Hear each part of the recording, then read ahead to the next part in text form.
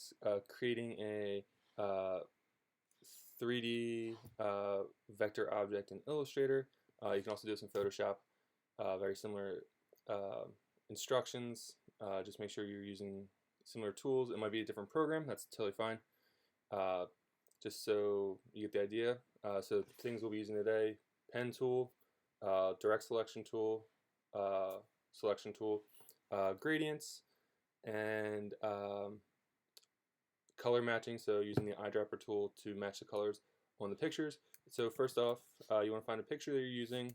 Probably most of you already picked one. So this is the one I picked. Also with this, I've realized there's things in the background I wanted to make as well. So Woody here and Miss Potato Head and the blocks. So what I did before this, I went on to Google, found some high-res photos, try to find ones that are maybe from the scene or ones that other people have maybe already made. So you can sort of get the tonal range. So there's a lighter spot where the sun hits it, as well as the shadows, and on multiple pieces you can create a glare to make those objects feel more 3D. Same thing here. Found a couple different ones just to see good examples and areas that you can sort of zoom in, and so you can get the tones of different lines. So better quality, higher quality photos will work better for you. So today what we're going to be doing again, we'll be creating this Woody template design into a 3D vector. So first thing you want to do is try to break them down into smaller shapes. So what I'm going to do here, I'll work with the face and probably the body, and then once I make the pieces, I'm going to drag them over to the right side, and then allow for me to do any of the changes, and then start doing the color matching as well. So I'll do piece by piece, so if people jump in, it makes it a little bit easier.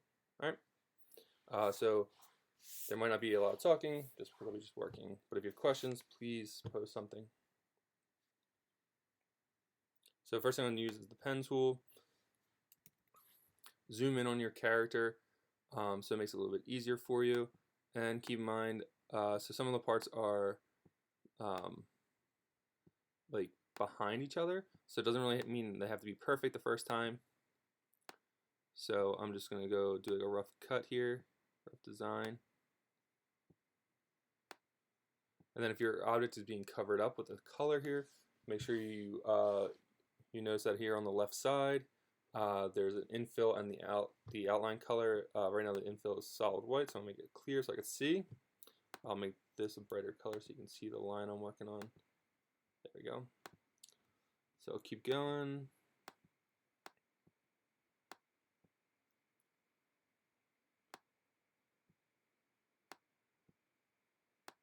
So I'm going to go over his hair because I'm going to eventually just cut it out or cover it up with another piece. And so again, making a line over his head, even though it doesn't really matter, because I will eventually be covering it up with the hat. So we have a face right here.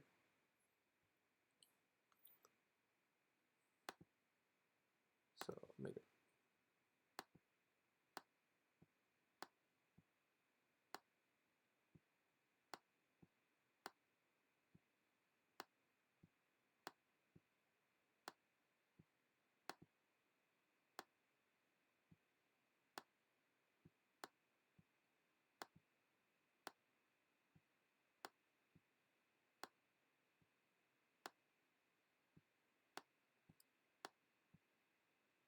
So that was the hair piece, and again it's going to be covered up by the hat, so it doesn't really matter, the top doesn't really matter that much. Now what I would be doing now is trying to line these up together.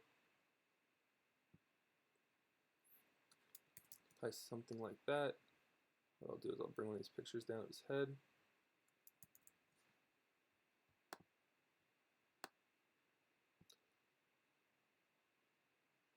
So right now his head's tilted, so let me flip this.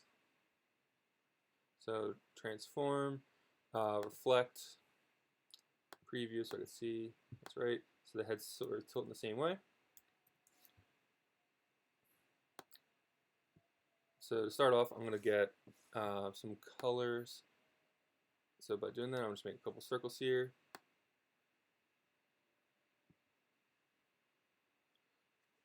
So make the circle, eyedropper tool, get some different tones, so make another circle here.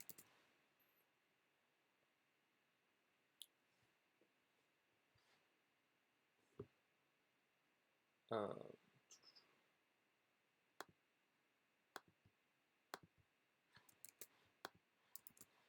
make a couple more here.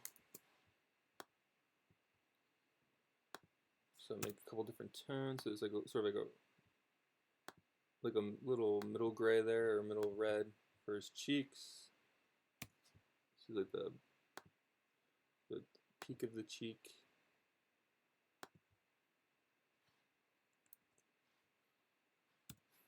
Again, using I on the keyboard will select the eyedropper tool a little bit faster for if you're using Photoshop or Illustrator. So like find like a shadow color like that. Now pick some hair.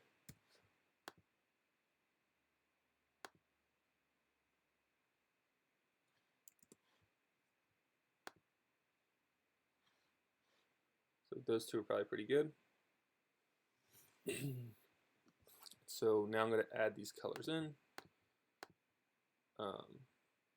Go up to the swatches here. You have the color already selected for you, the one that you made with the eyedropper tool, and you go down to the bent piece of paper, make a new swatch. I'm going to call this light skin, or skin light, make it a little easier.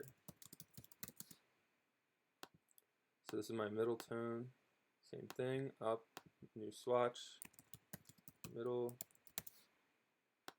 okay.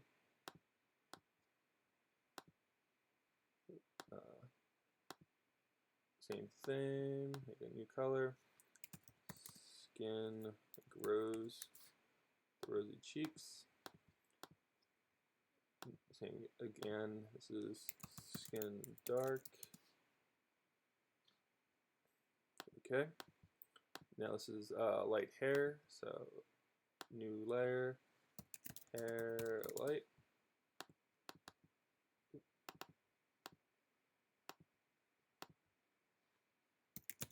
Hair dark. Okay. All right. So once we got something started here, we're gonna go click on the face. We'll give it the light tone first, and the hair we'll give those just filler colors at this moment. Take these bright whites off. We can make them black if we want them to be more of a stencil, or just make them transparent.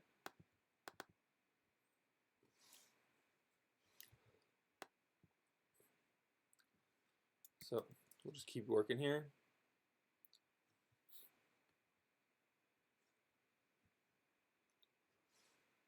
Again, back to the pen tool.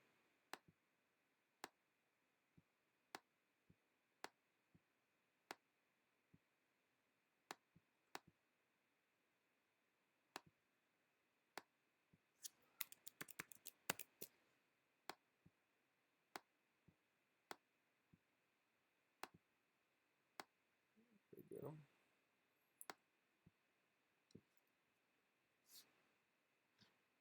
So one eyebrow.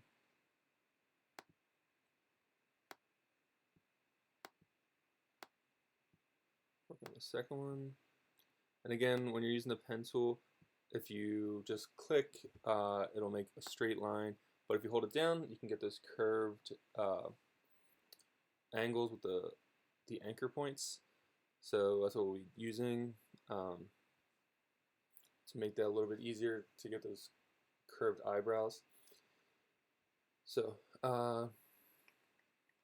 so for these eyes, I'll just use the pen tool. You could use the circle tool, but it's a little bit easier just with the pen, just because I can follow along. So I'm going to find like the 4 areas to make like a perfect circle. So 1, 2, 3, and 4 here.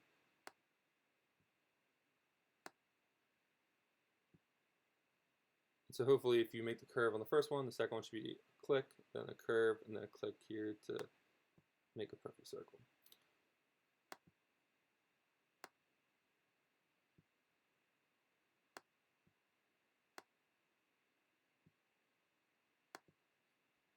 There we go. This other one.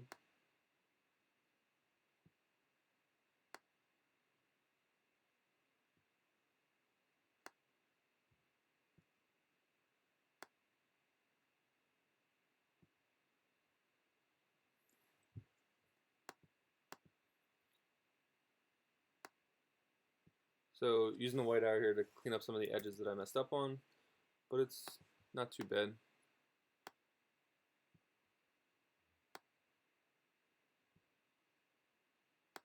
It's a little bit, I have a little bit of a point, but there we go.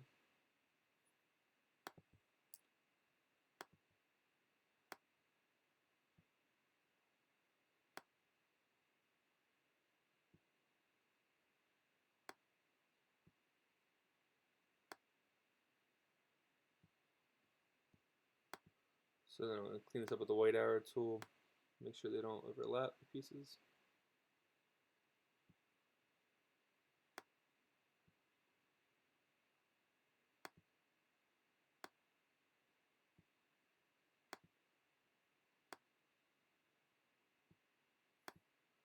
So let's make some eyes. Now this one sort of has a cut out of it, and so I'm going to just use a circle. If you hold shift, it'll make a perfect circle. That'll be black typically. So do black. I'll just copy that. Paste. Nope. Copy. Paste. Like that. But what I'm going to use is the eraser here. Make it smaller, so you can make it smaller with the brackets on the keyboard.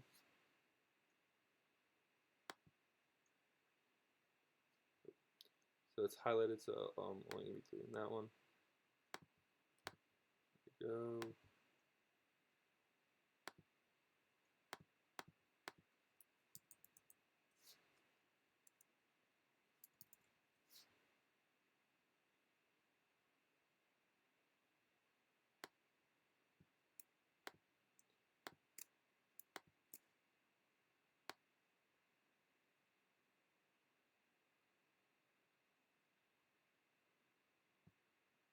Along those lines.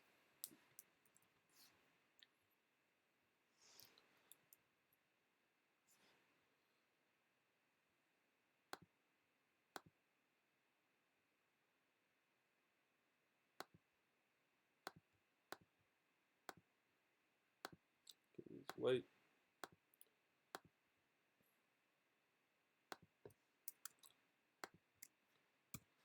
These look like they're a brown, not a black, dark brown. So clean those up. So we're coming together.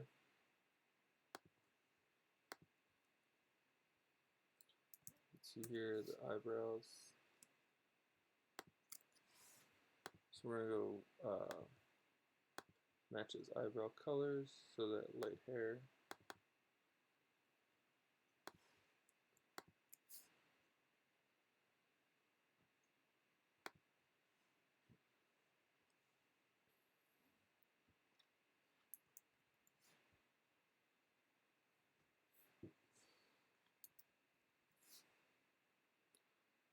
So we'll just make some of these accent pieces to then start get some of the tones. And so I'm just using the pen tool here, but it's going to just be a solid design, not a solid design, just going to be the line part like this. So I'm going to take off the infill, so it's just the line.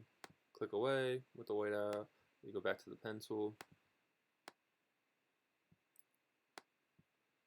Same thing.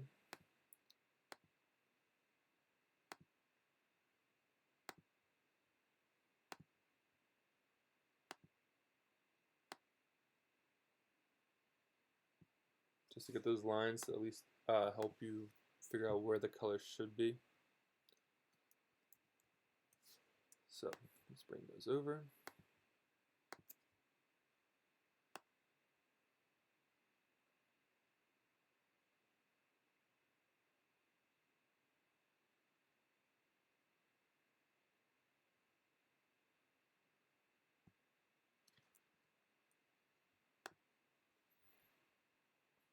that.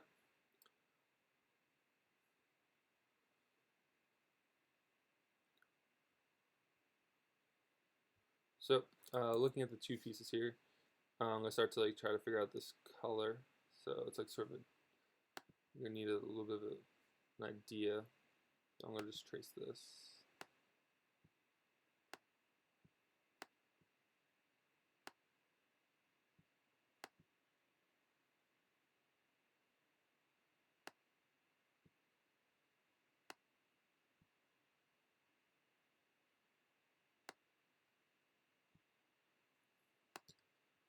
Sort of going around the cheek here and follow the lightest part of the nose.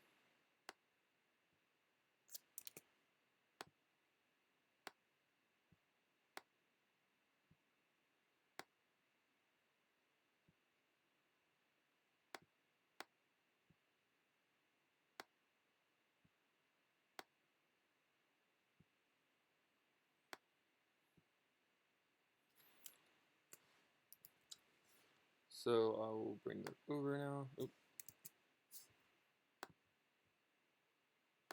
Might need to be touched up just because it's a different face, but at least give me the right direction. So I'm going to give this the same color as the lightest face. But now I'm going to bring this into my gradients, blend. So when you make all those colors, it helps because then they're all in your gradient options here. So I'll choose the lightest skin tone and the middle one and the dark one, because you can sort of see that in the, so it's like lightest, so rose color here, and it sort of fades to dark. So we'll try those three. It'll take some time just figuring out which one works the best. So we're going to zoom in. Make this smaller now so it fits. It feels more like it fits. So touching it up.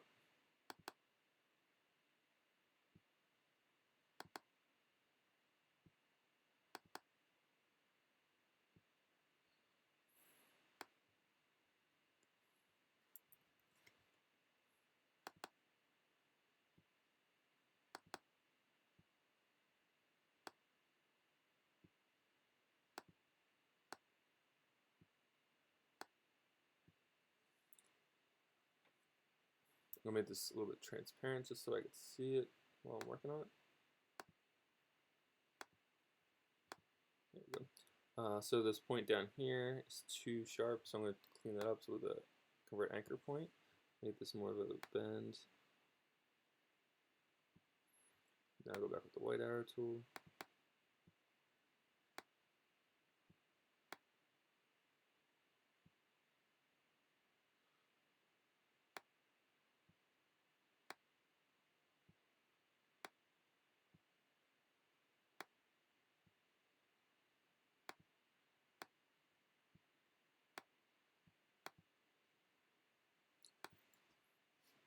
Sort of getting the direction there.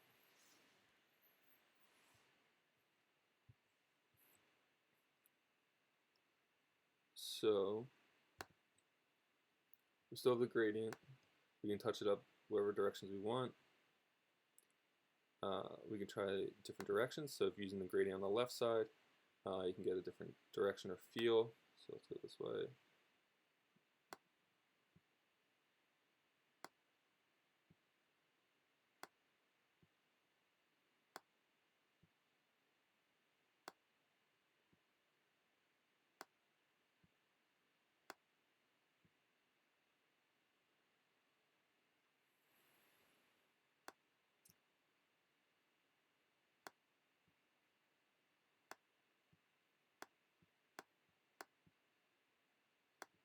Make the darker spot like more transparent.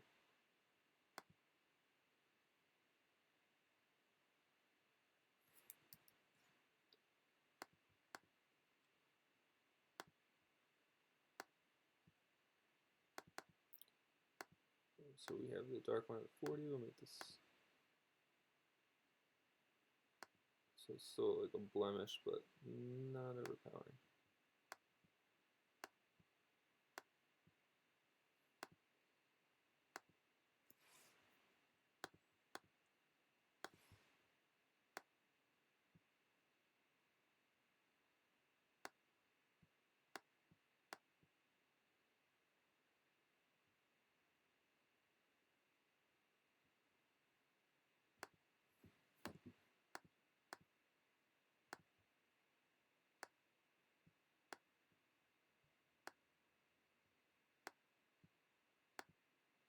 So going back and forth just to sort of test, trying to get this blend back here so it's a little bit more smooth.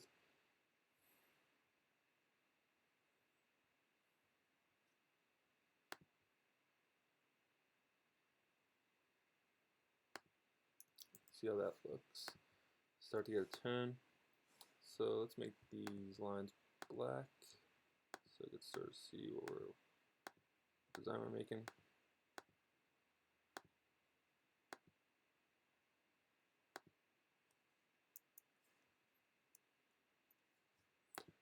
So I'm going to send that backward so the lines are on top.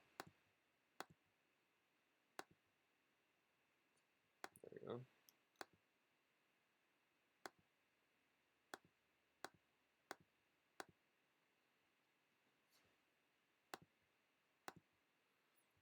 But these are a little dark for what we're trying to work on. They stand out a lot, so I want to make them not uniform. So like fade them in and out. These like sort of like look at their drawing lines.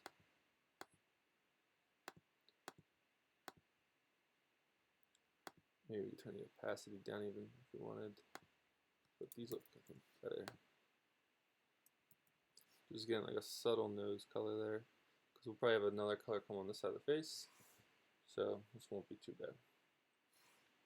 We'll bring these eyes in front,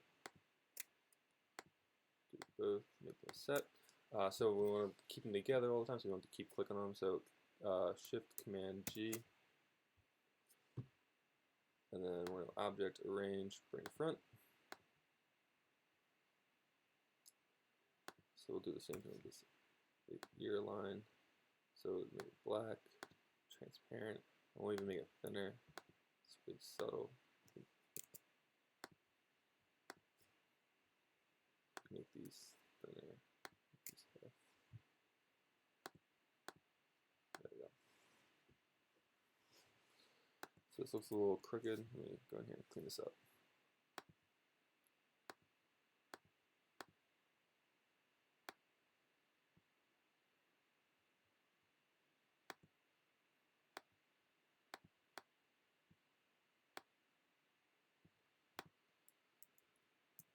It's a little bit better.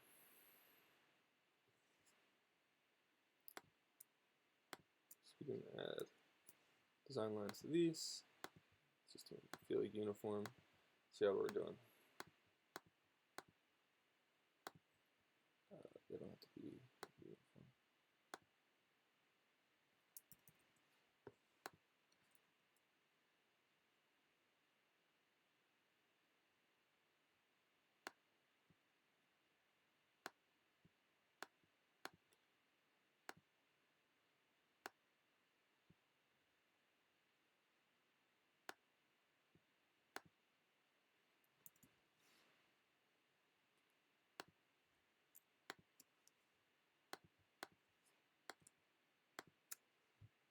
And again, if you're just signing in, make sure to write something in the comments just so I know, so I'm able to talk or if you have any questions.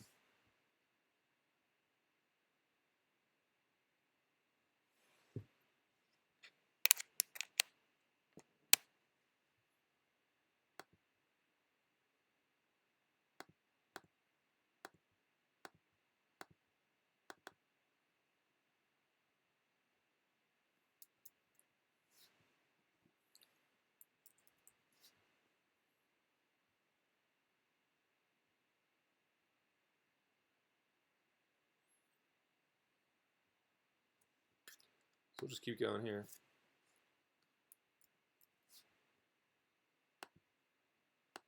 So we'll work on the lips here, design those.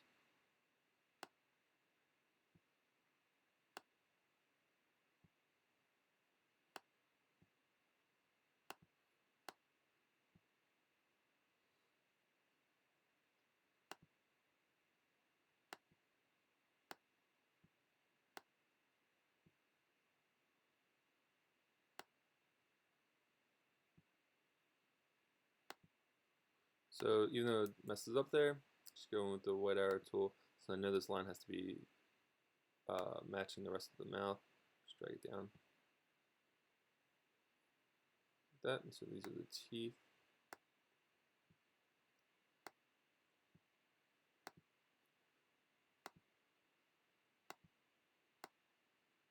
Here's the tongue.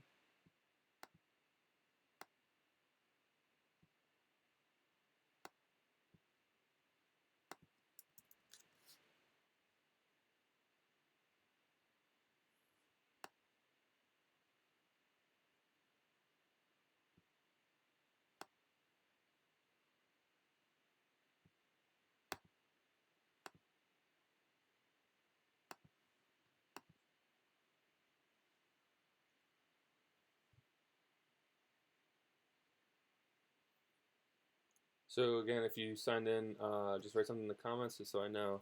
So if you have any questions.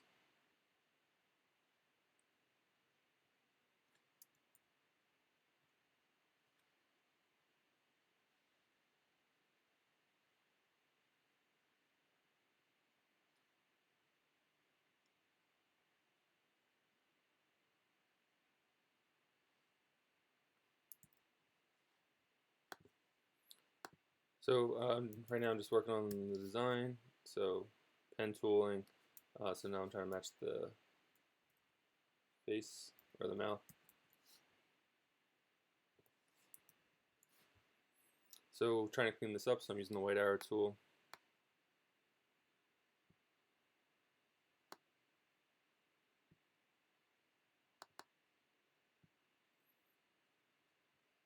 So I can't really see it that well, so I'm going to make it a little transparent for the time being.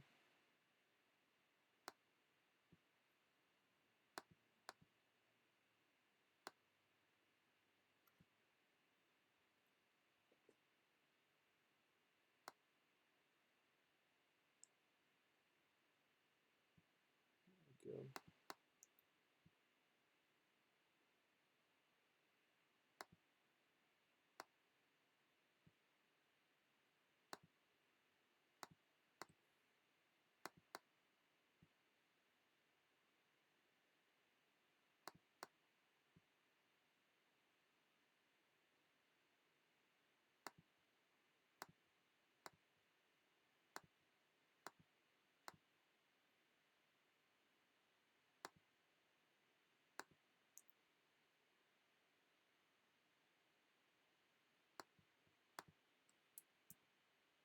If you can hear me, post something in the comments just so I know.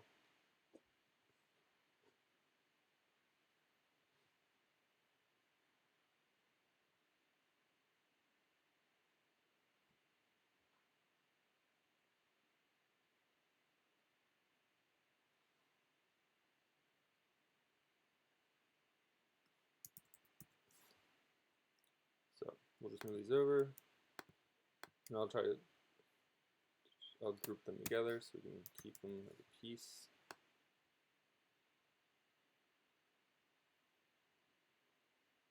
Try and match up visually where that line sort of falls in there.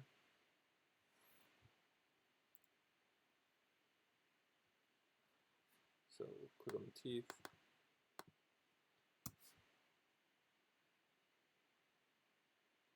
Hey Molly, thanks for writing, just so it makes it a little easier. I know if someone's actually using it.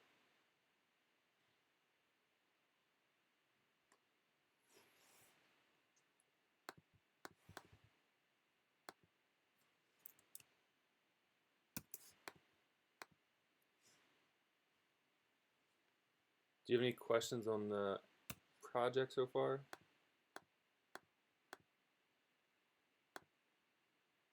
If you do, you can write them in the comments there, and I'll try to answer them. Or if I can't answer them right now, write you an email at the end.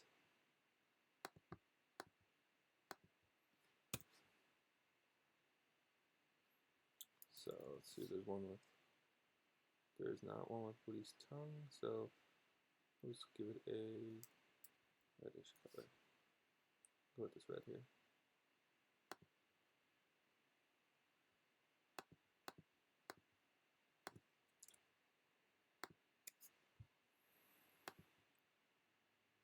So we're going to give them outline colors, make them half just so they're not overpowering.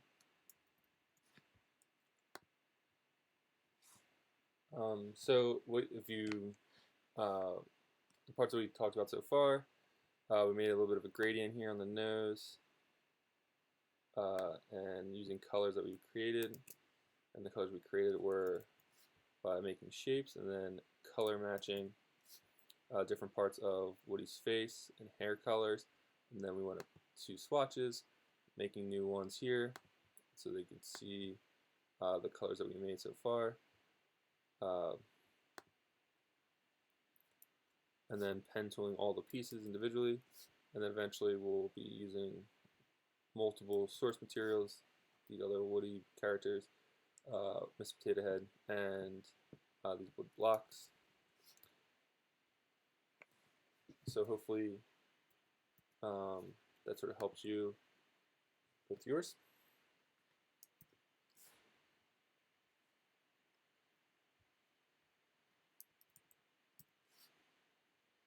So we'll try to make some more pieces here. So I'm going to use this idea that's on the black and white drawing, as well as the one that's here, this smirk. Try to make like this like dimple shape.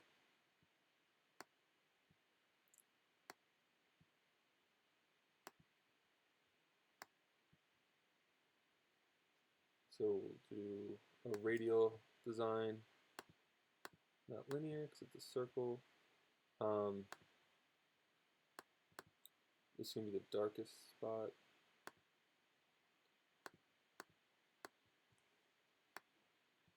So that'll be like the inner part of the cheek. These will be the lightest.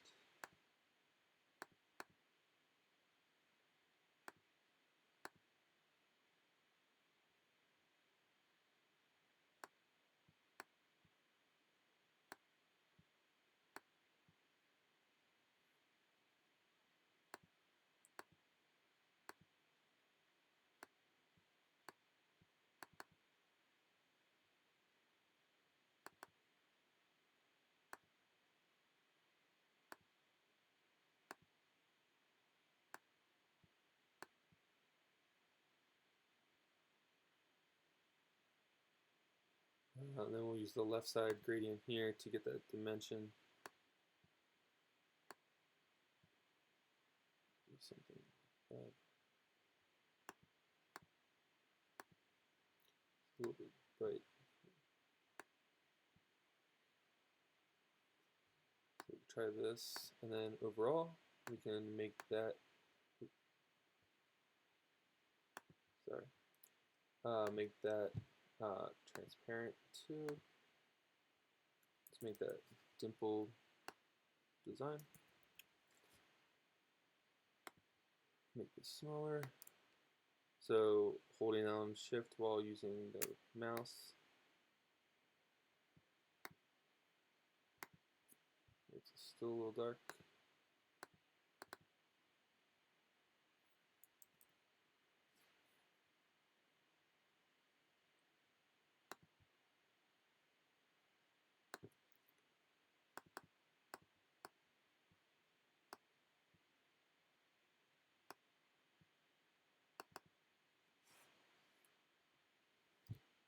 So if you're just joining us, leave a comment in the post so I could see who's here. Also, so it makes it a little bit easier trying to do the demo. If you have questions, post them there as well.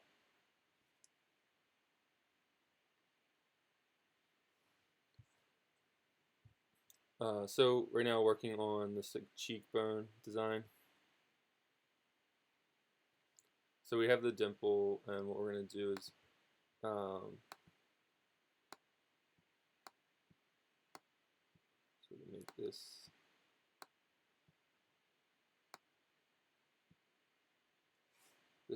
design, but we don't want it to be radial anymore, because this is like sort of like the darkest tone, rosy color.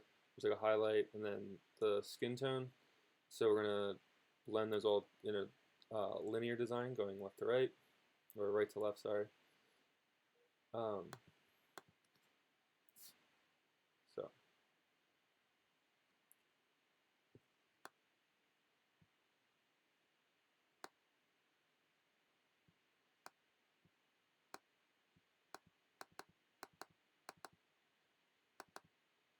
so again, these are the colors that we made from before. So you can see the ones I labeled.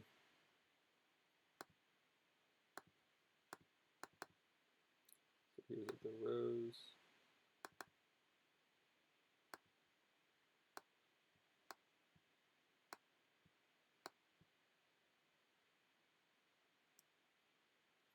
So I'm going to use the gradient on the right side here in photo or in Illustrator, but also using gradient on the left side on this to make the direction. So this is the lightest direction, so I want that to be here. So I want to try to match this.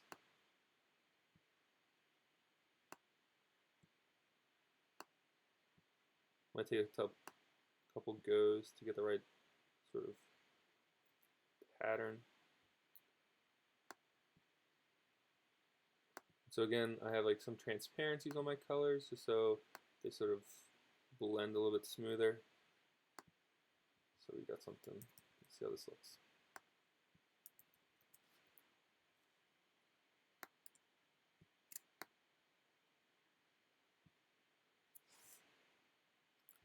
So it's a little stark, a little bright.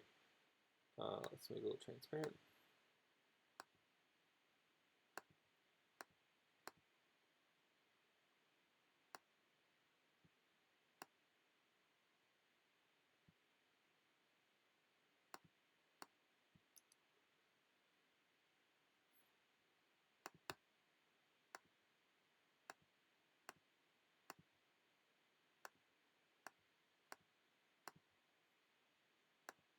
Going back to the gradient, make sure these colors are not too bright.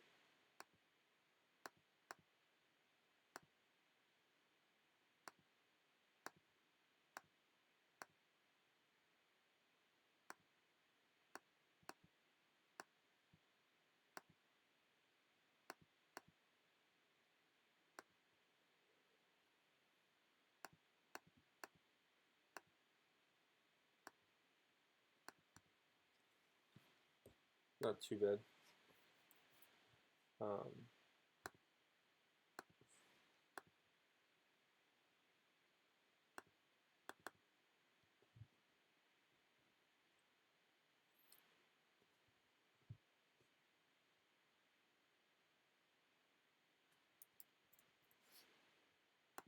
We'll take this one off that we made, this like dimple.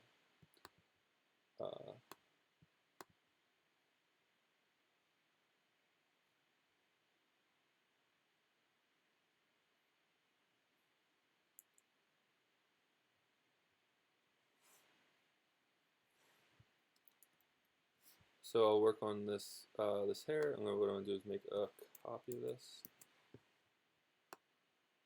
So where it would overlay. So there's two on top of each other right now. I'm gonna make this one drastically different, so we know. I'm gonna go and give that a gradient.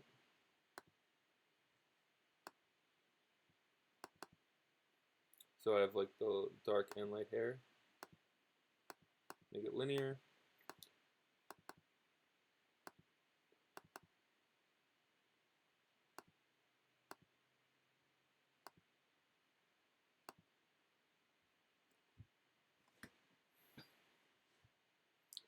So you see here, the hair sort of has a gradient already. We'll try this. See how that looks.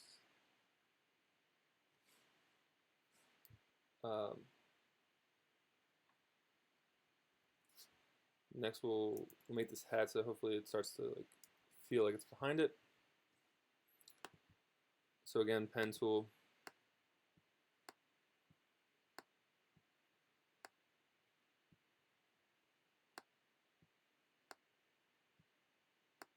I'm going to draw right through his hand just because I will make a piece that will go over it, so it doesn't really matter. And if it's covering it up, so make sure the fill color is a transparent color.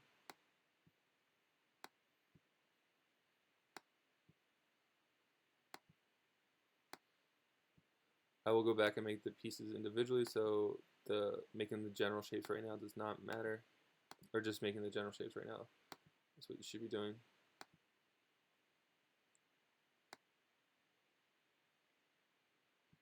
Like this.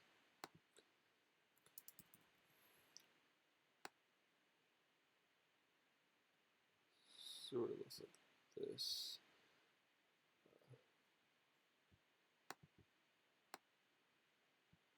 So we'll make another shape. So eyedropper tool, so it's over here on the left, or you can use I on the keyboard. Pick the colors that you need. So that's the hat, it's the light color, hat that's like middle tone, and hat that's the dark tone. So I'm going to click on those, go to swatches, bent piece of paper, says new swatch. This is the color it's already made for me. I'll have to try to match it up. I'm going to give it a color, so it's going to be hat light, or give it a name, hat light, same thing here.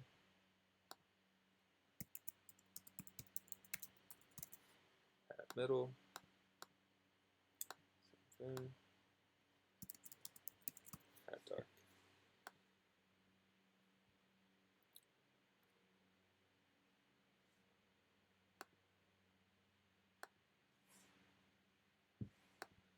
If there's anything you want me to like specifically work on, you can write that in the comments or in the chat, so I know what you want me to specifically do. If you just want to watch, that's totally fine too.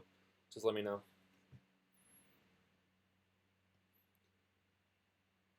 So here's the hat color. Match that up. At least it's starting to sort of come together a little bit.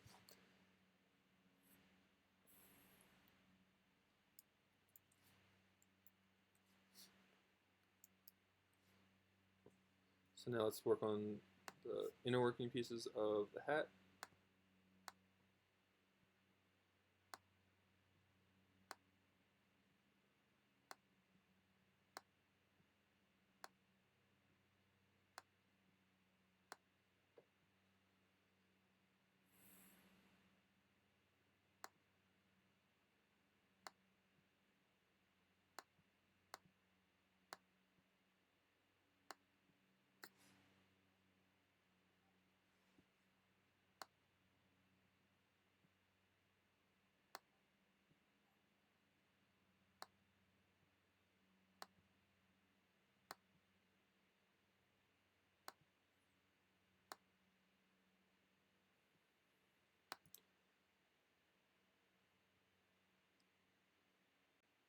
So there's a little bit of a curve here. I'm going to clean that up.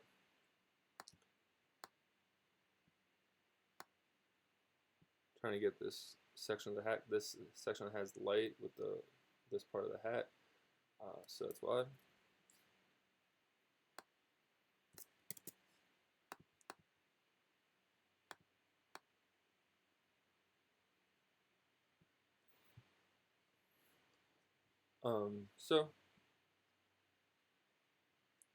Right now it already is that color, but I'm going to give it like an outline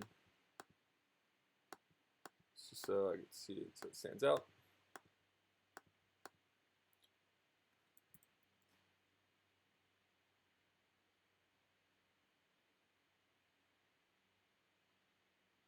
It's pretty close.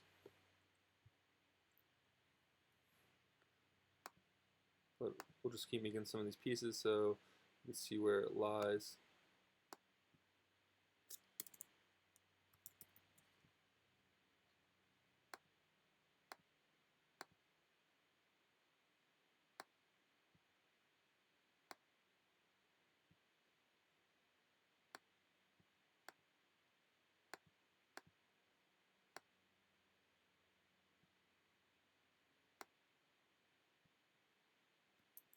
So this is like the little belt piece that goes around the hat.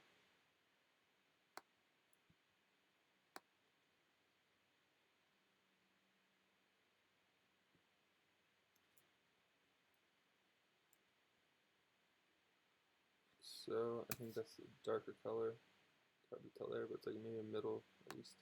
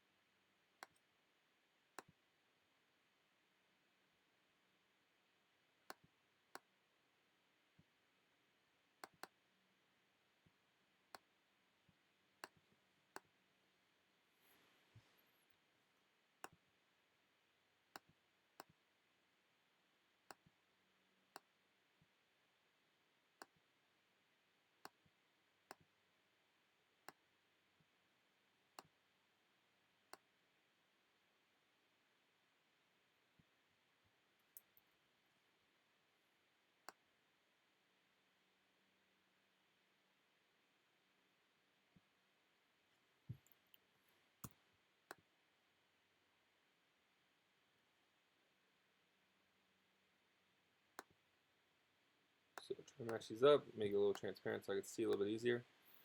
White arrow tool to clean up the edges.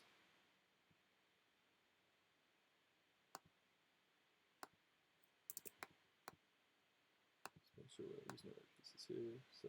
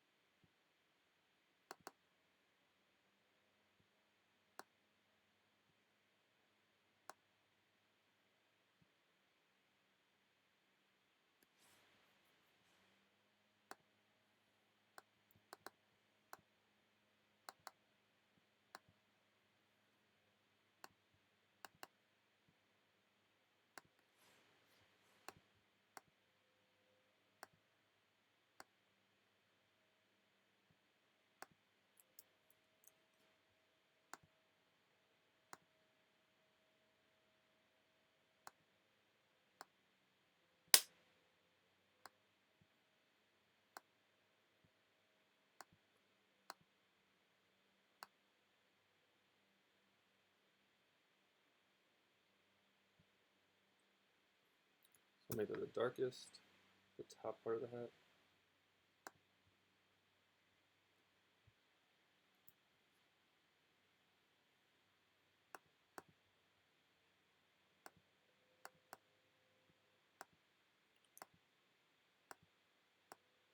If you don't have anything to like write about right now, or any questions right now, what you could do is just write a comment or a post that says in the chat that says what you're working on. At least I can see who's here,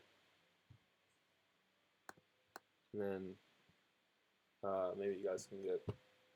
If you have any questions, you guys can I can address those. So this top part of the hat is above, so I want to move it backwards. So I'm going to click on this tan side, this tan strap, and the line I designed. I'm going to move them forward, object, arrange, bring front. So this piece does not have an inside color. Let's do that.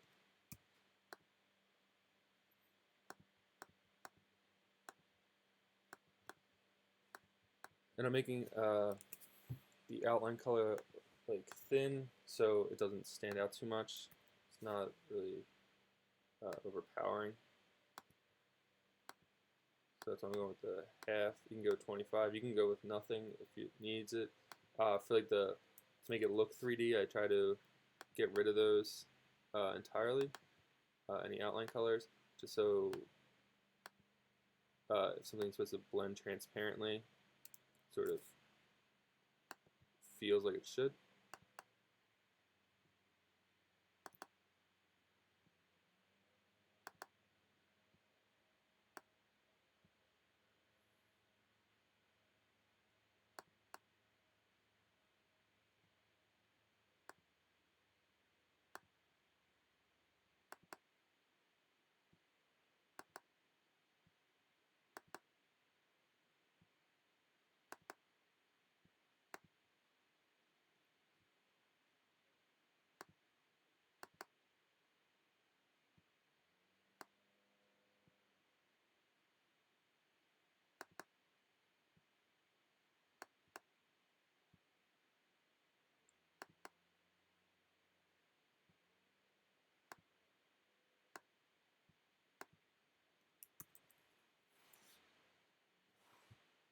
Sort of coming together.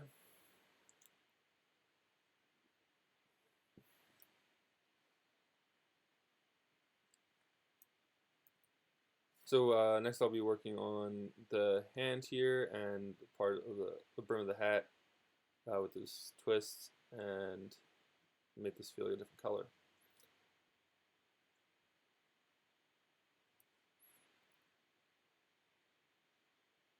So with that, let's make this part of the hat, this brim. So it's underneath this finger here.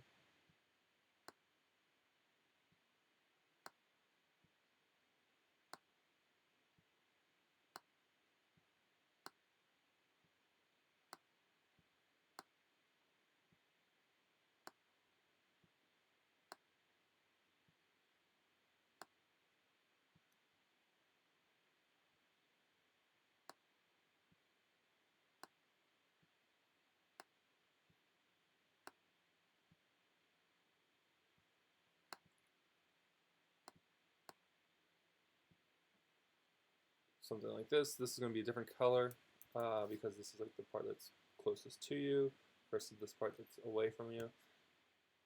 So let's bring that over.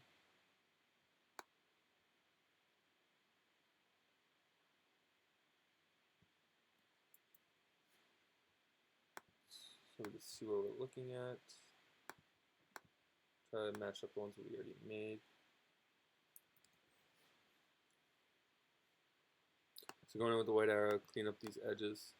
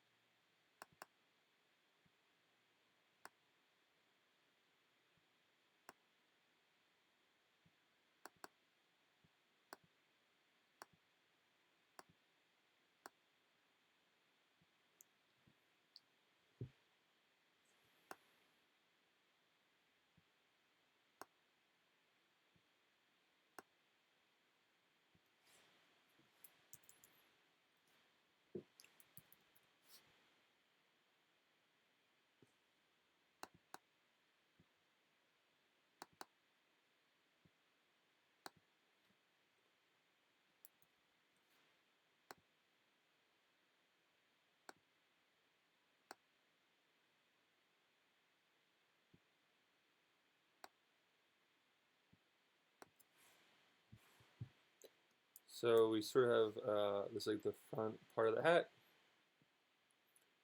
So we'll bring it back to the normal color that the hat was. Is this, or one less than that. This one. I'm gonna double click on it. I'm gonna make it slightly lighter.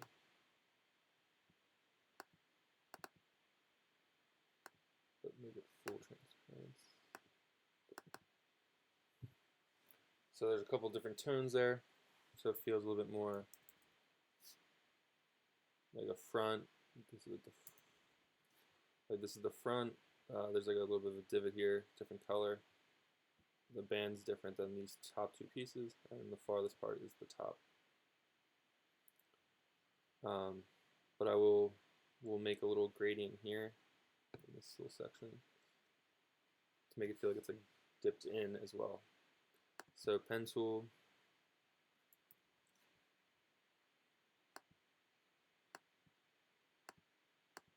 So I zoom in on the areas that I want to make the shape, just to make it a little bit easier myself. You should be trying to do this so you can get as close as possible without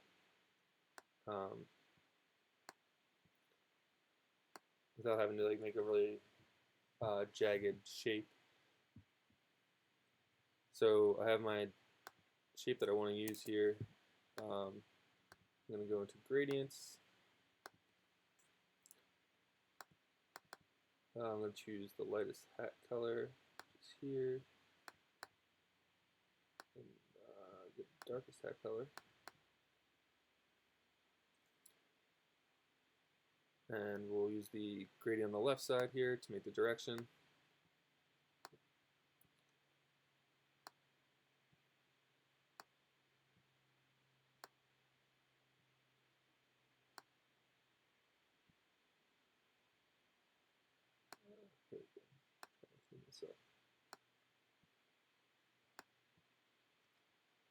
Something like that. Object, arrange, send it back. Arrange, send backward.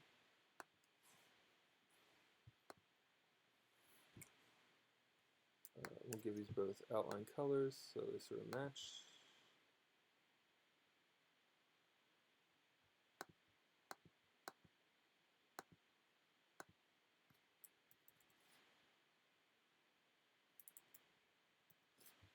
Try to match this up.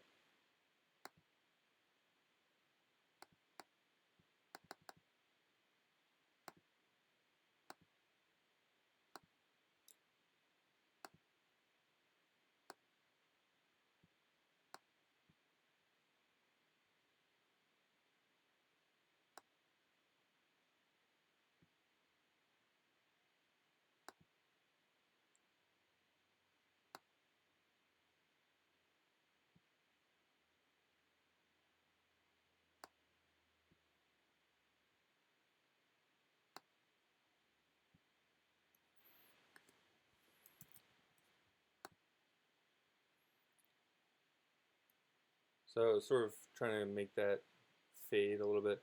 You can do this on multiple pieces. Like I probably, when I get to more of this time, I'll probably do one like here where they make this like sort of fade. So this is the darker side of the hat, so fade it this way. Same thing here, you can make this the lightest, fade to a darker, so it's like sort of creating a transition. Same thing with this band, this is the lightest side, like the sun's hitting the side. So we're going to pen tool the hand now. And again, you can draw through the object just because you're going to be going back and adding the details later, so it doesn't have to be perfect. But if it's covering up your design, make sure the fill color is transparent.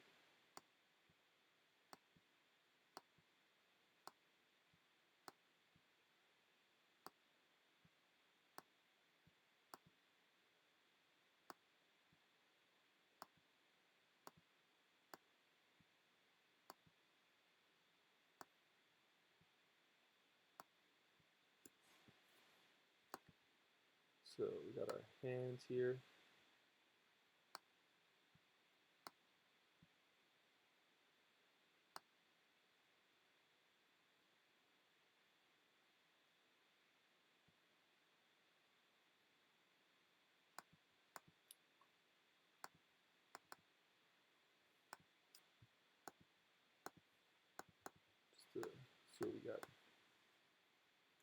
So parts of the hand are going to be behind this hat, so we can erase them, or we can just make a copy and move that part of the hat forward. Either one works.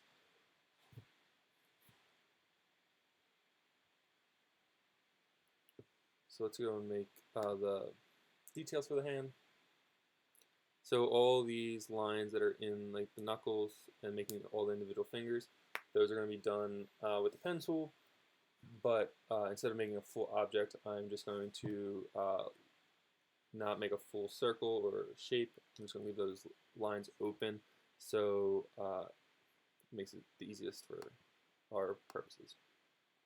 And again, when you're holding down the line, the pencil, it creates the curved edges on the anchor points.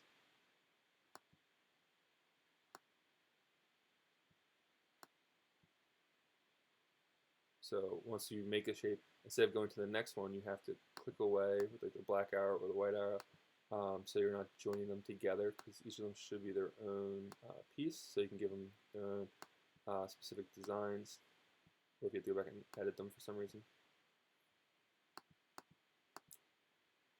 And so here would be like, this is the finger that we went around. We have to join these together.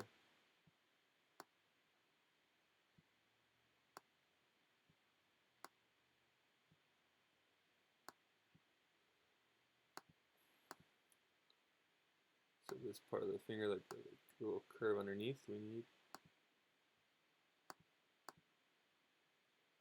this part here, like where the palm is on Woody, all the kind of details we need.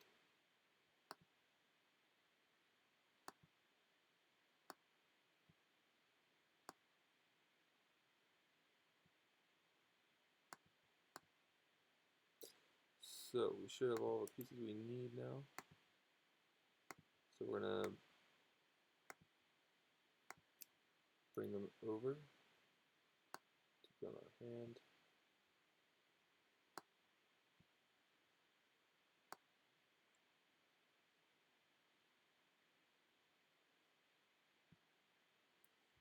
Give them black.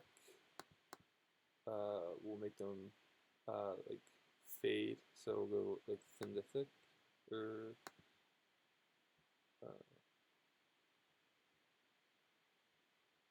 some of them we'll vary them, and so we'll make them all the same width.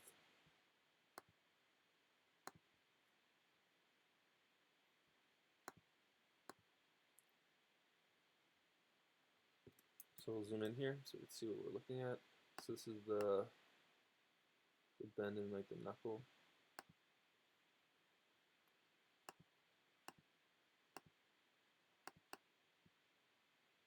So we got some edits we gotta make here, so we're gonna use this.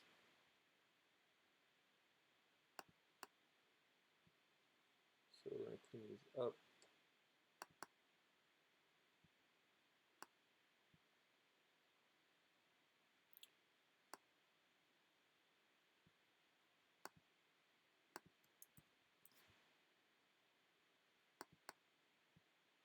Try to measure them as best as possible, so you don't want them like before this piece was like this. You want to make sure you clean up all those edits. Try to line them up. It's going to try to give you the guides. Please use those. They're going to be very helpful. So like here, you can tell that that's off. Just makes a more convincing design.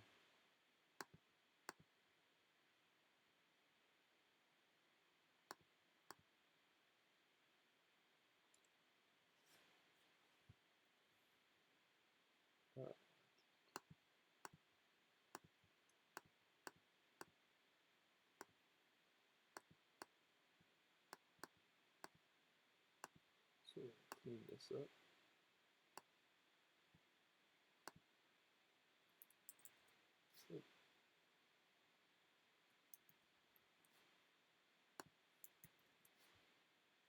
So we sort of got a hand here. Sort of looks pretty good. So I know this is the design for where the hand should be behind. Pretty sure.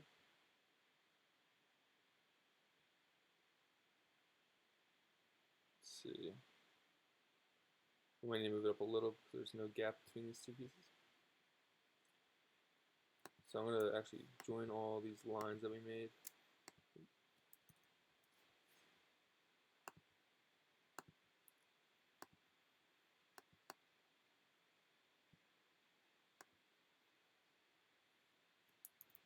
So I'm going to join all these lines we made.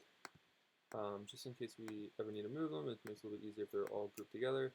So if you're in Photoshop or Illustrator, Command G is that one. Shift Command G, sorry. No, Command G. And then I'm going to group the whole hand with those. So now they're all one object. Move them up a little bit higher. So this part of the thumb I need to erase. So I'm going to use the eraser here.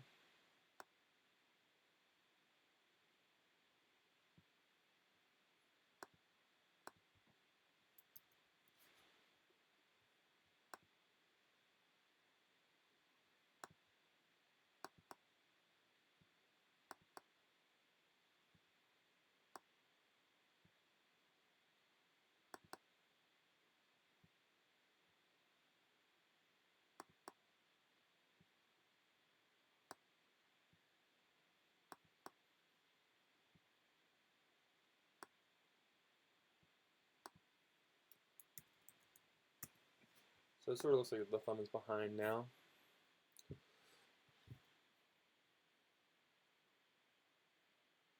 Hi, Fran. Yeah, so if you have questions, again, post anything in the chat. I can sort of see that. So makes it a little bit easier for me. If you want, you just post like what you're working on for the project. That makes it a little bit helpful. If there's something specific you want me to work on or address, that's fine. So.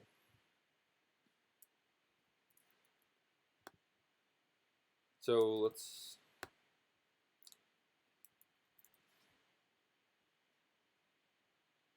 see here. So let's try and make the hand look a little bit more 3D. So my suggestion would be like this side of the hand or this part of the palm would be a different color. And again, between the knuckles here, like this would be different colors. So let's make a copy of the hand. And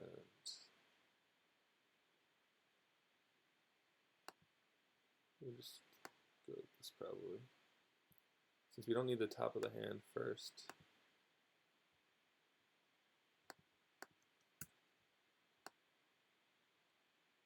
Use this part.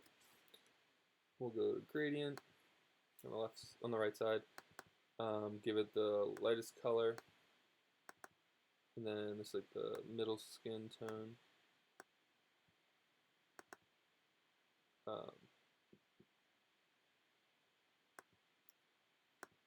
So this is pretty good, like it's a pretty good transition, but we want it to be the opposite direction. So when we go to use the gradient tool on the left side, we're going to go to flip this, like this.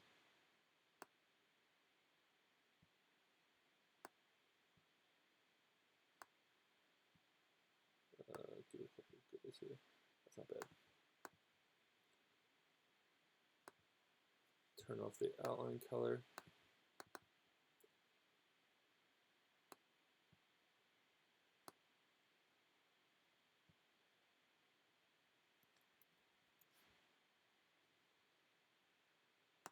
And then if we use the eraser here, we can sort of see through this.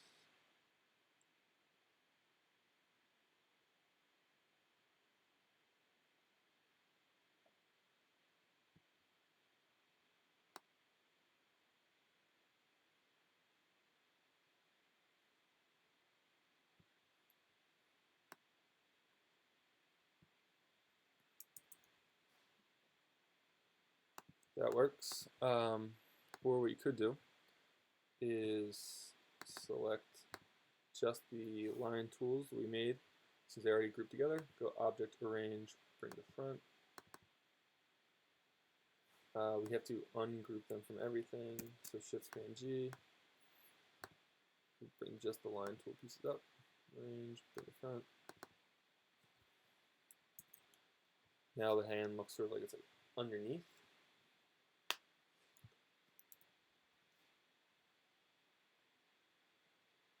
So that's not bad.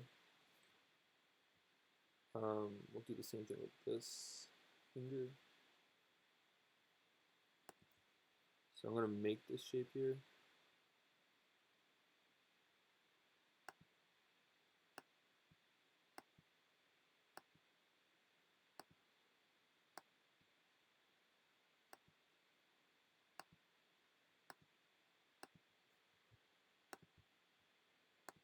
Give it that color, make it transparent on the outside.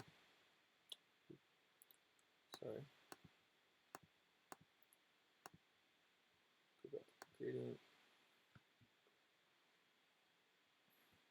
When we go to make the gradient color, we'll go this way.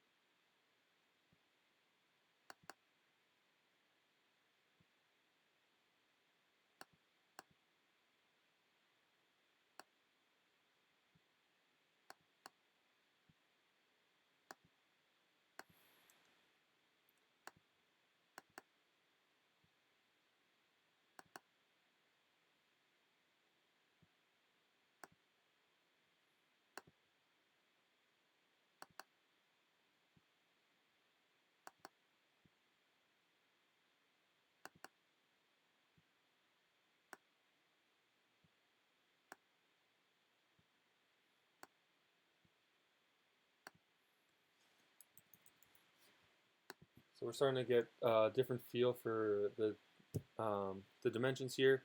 You can start to see that it's starting to become more three-dimensional. So this is the one we have so far. Probably go back and work on this cheek one here. There's one on the nose. But pen tool, there's one on the hat.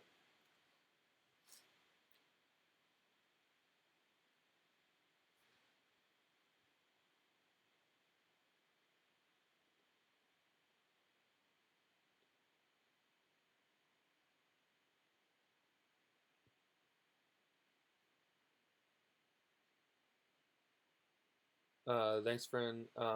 So what do you mean by take it from somewhere else and take it apart? Like the idea is to try to build it yourself, because then you could sort of design all the 3D pieces to it, and you add the textures, and like sort of the possibility to make it look three-dimensional. So if you can describe what you mean by taking it from somewhere else, let me know what you mean.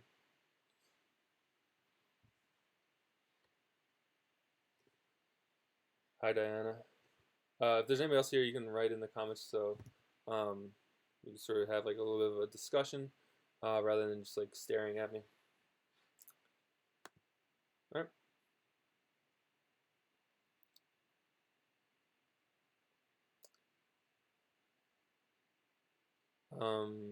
So let us try. So I'll come back to this, maybe the hand, but we'll try a different piece now. We'll go with the arm here. So again, using the pen tool, keep in mind you can draw through the pieces. So we'll work with the sort of the cuff here.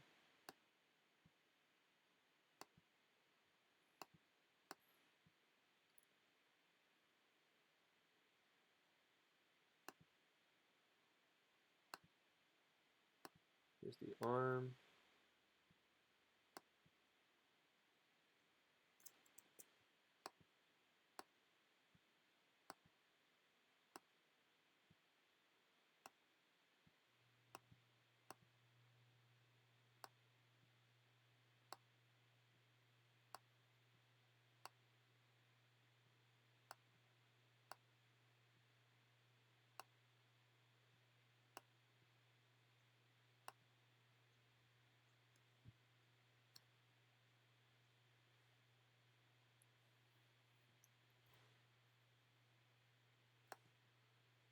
So these are the pieces that we'll be using next.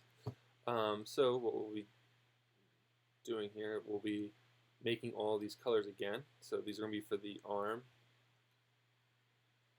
So let's go make some circles. So I make a shape, Command I, or sorry, not Command I on the keyboard, or eyedropper tool over here to match the color. So I'm going to choose like the yellow part of his sleeve for his outfit. So that's good. Copy and paste. Now it's a little bit darker tone.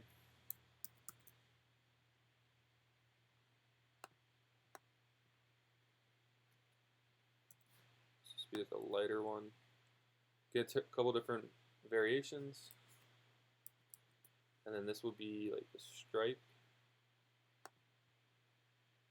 on the shirts.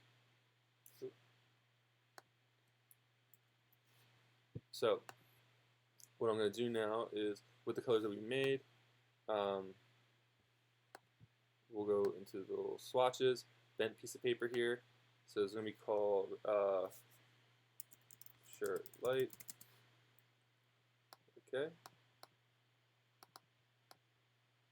Piece of paper. Shirt middle.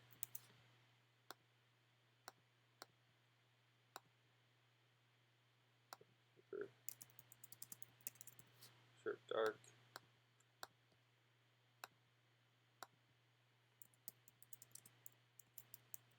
Shirt stripe.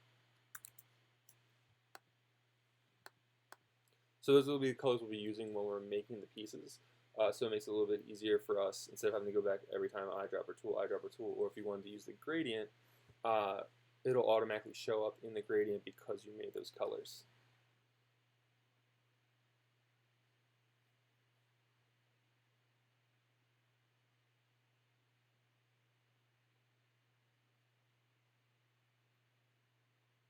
So Fran, I am using the coloring book page as my reference.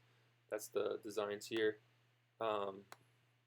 That's why I wanted to send you guys those samples, so it makes it a little bit easier to follow along doing these pieces. You're welcome to choose a different design if you don't want to do one of the Disney ones or like the Pokemon ones that I sent out earlier. So if that makes it a little bit easier for you, you can choose a different one. That's totally fine. Illustrator is free. It's free for like 1 week use. Like per email. It might be more than over a week now because of like the coronavirus. So you can check with them. I know it is free for at least 1 week. It used to be like 30 days, so maybe it might be it now. Photoshop's the same way. There is a Chromebook version, I think, that might be free.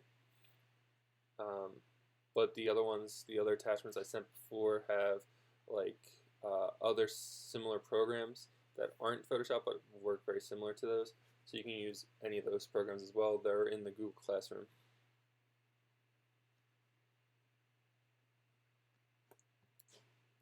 So let's give these an outline color.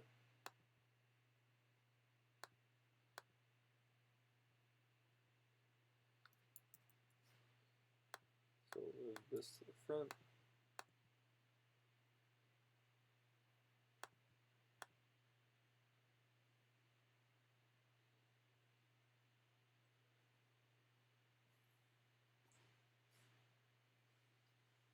So this looks pretty good for the color. Like that looks like his sleeve. Next thing we'll try to do is make these all these lines here.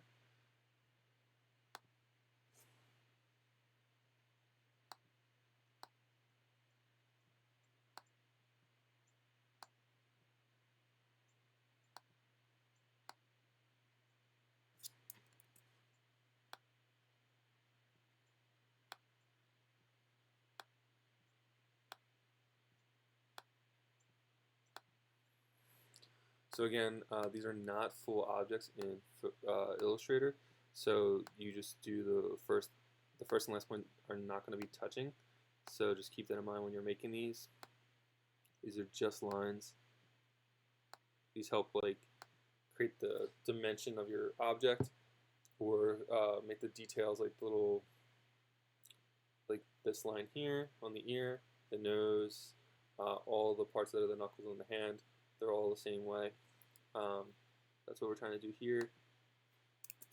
So in between you have to go black arrow, click away, back to the pen tool. So the Photoshop, Illustrator, or whatever program you're working in understands what you're trying to do.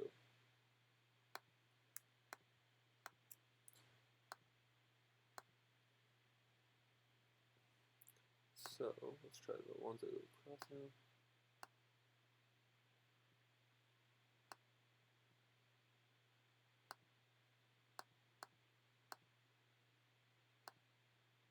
Again, if you have any other questions or concerns, you can write them in the chat so I can see them.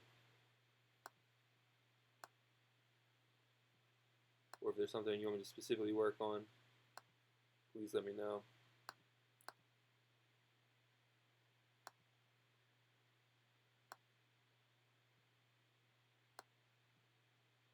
So that's the part where like the hand's going to go into the cuff.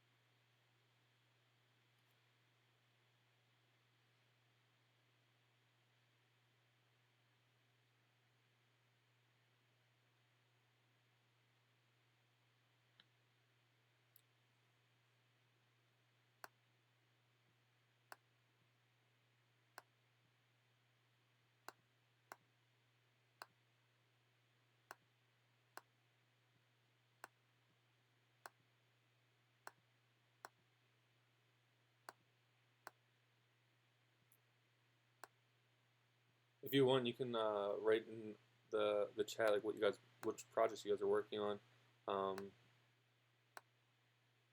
so I know. Also, don't forget it's due Thursday, so hopefully you got started.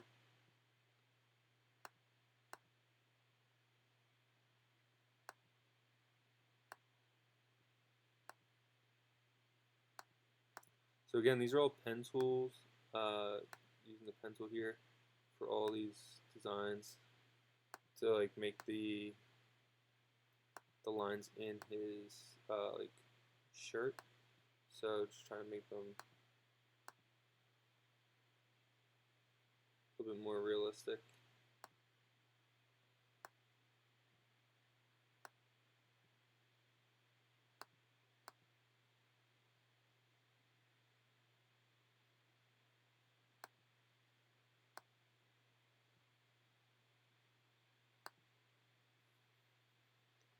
Alright, that might be good.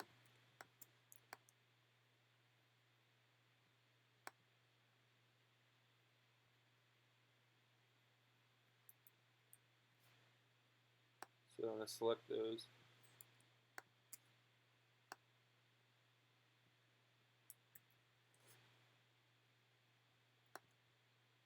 So we know this is the striped color.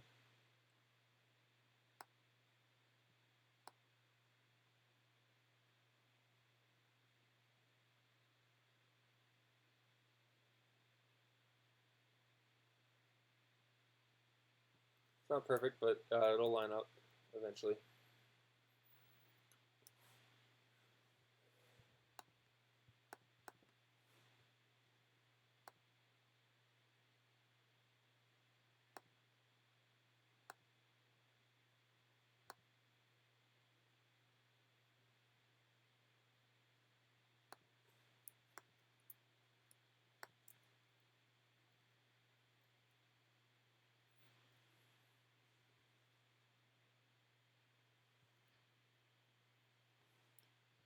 So now I'm going to try to go in here and clean this up.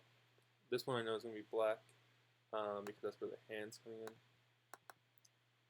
Some of these other ones are bends, not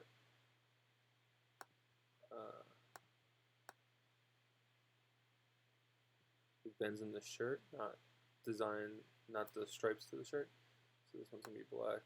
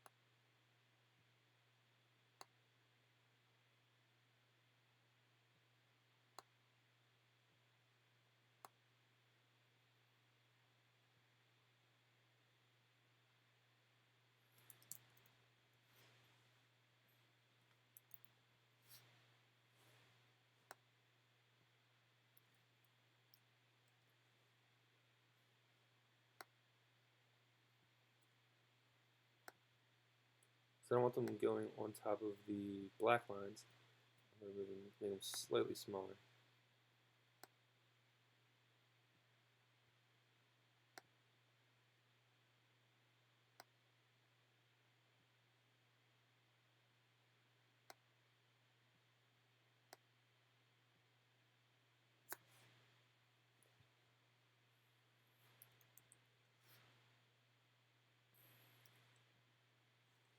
So let's make this one thing. So Command G, we're going to group them together. Good to hear Fran working on Winnie the Pooh. So all those objects that I made, I group them together for the hand, and I'm move them forward so that they'll fit inside the t-shirt. So I group them together, Command G, and then bring them to the front. Now this individual piece,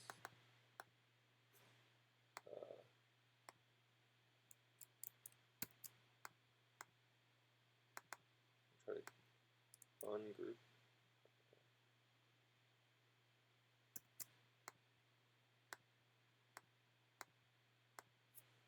Move that to the front because I need that to look like it's in front of the hand.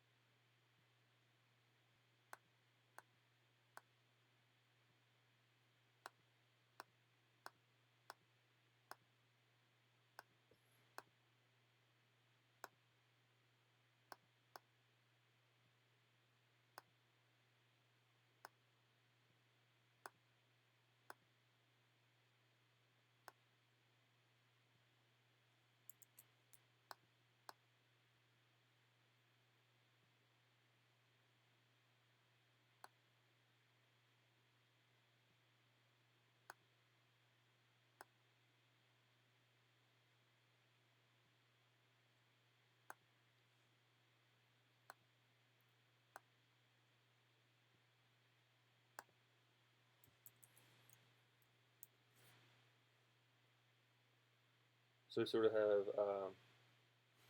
the hand now. It sort of feels like it's fitting inside there. The stripes sort of feel like they lie on there as well. So it's not too bad.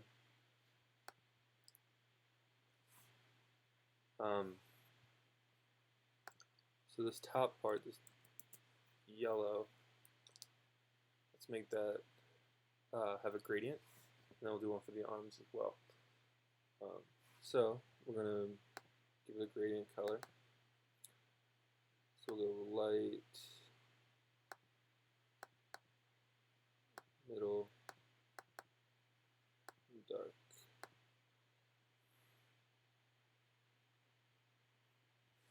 And so we'll try and match the same thing as this hand here. So the darker side is going to be on the inside.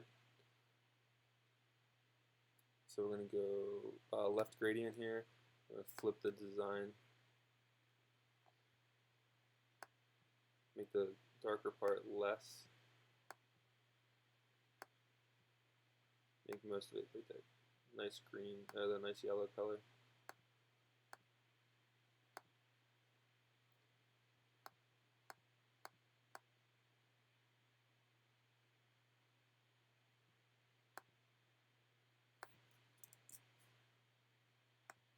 So we're going to group all these red lines.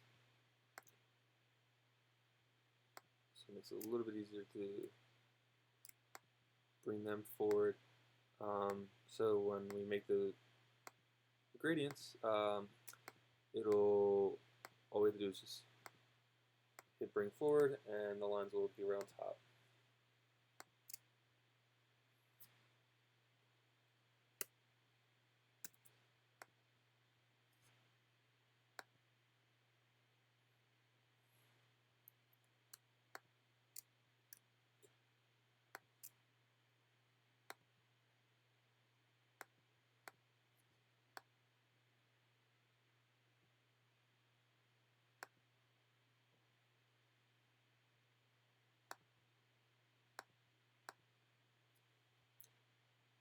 So it's starting to get a bit of a gradient there. It's very subtle.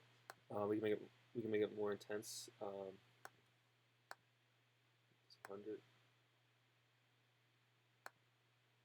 and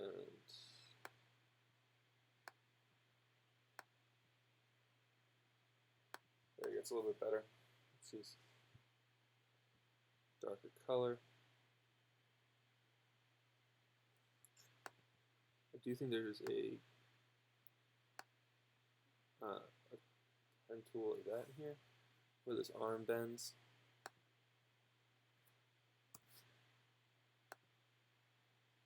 So let's add that in.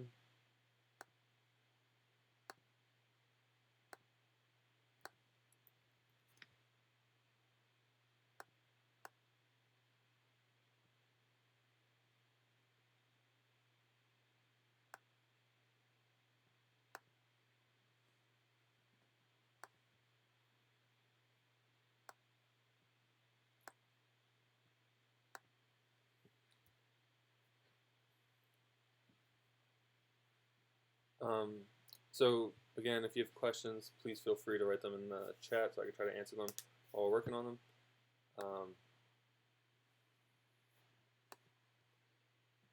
Besides that, this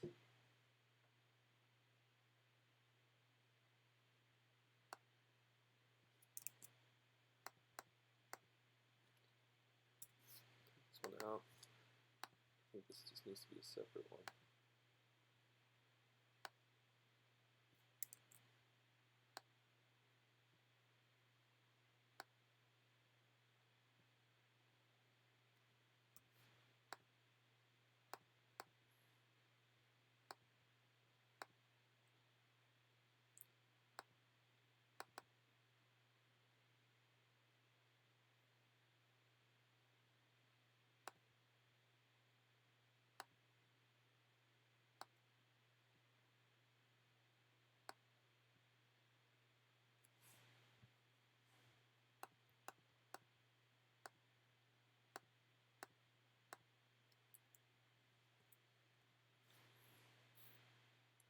That sort of looks like the arm.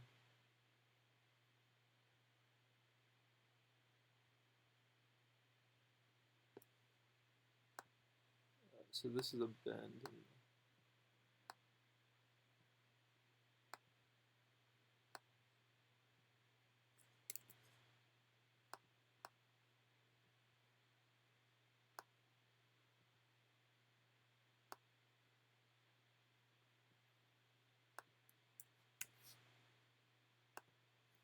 So I'll make that black.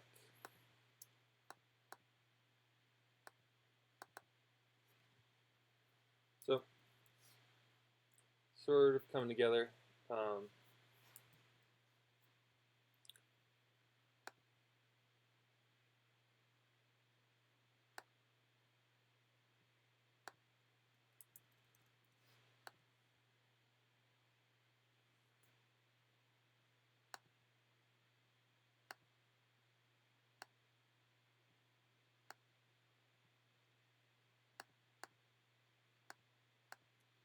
So I'll make this another one of these parallel lines, just to make it look uniform.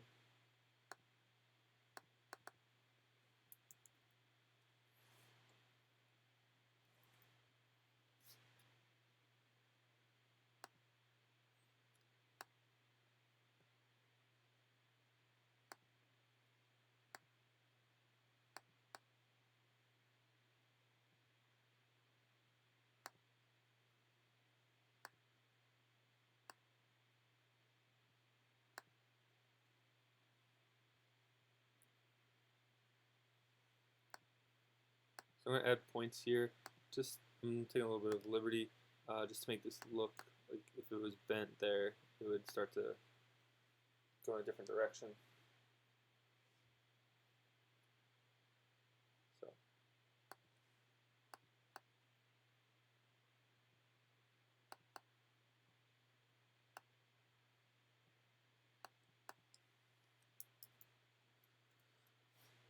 there we go.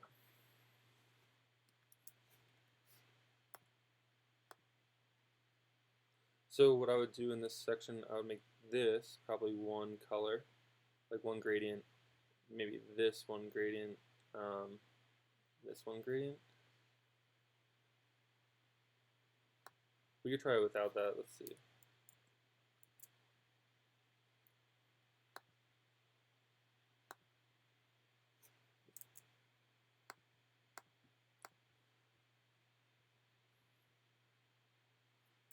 See if we can match this color.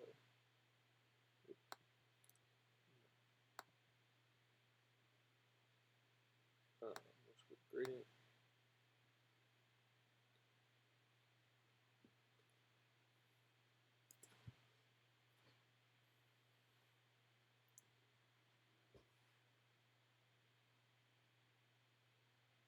So we'll make the gradient again. Try to figure out a better way. So we're gonna sort of cut off the arm here. I'm gonna lay this over top of the dimensions the one we made already. Make it transparent or semi-transparent, just so I know where to cut off the design. So eraser, go right around this. Close, but not what I need.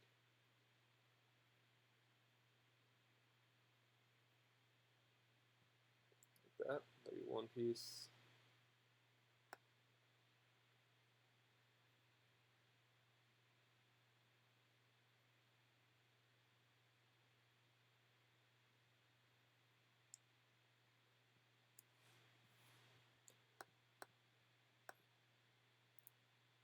So we'll move this back to 100%. Again, give it the gradient.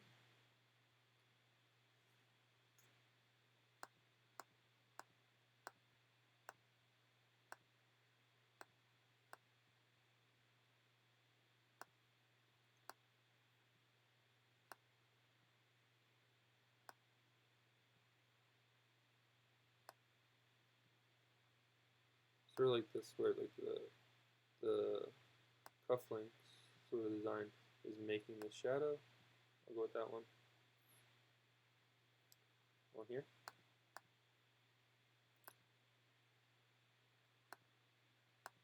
So we'll do this. So if we're looking at the picture, it's still on the inside. So let's make this part, the part that's closest to his body, the darkest, and it fades away. So it does take some like looking back and forth to figure out what works the best for your design. Then we just make that centerpiece maybe like light or transparent color.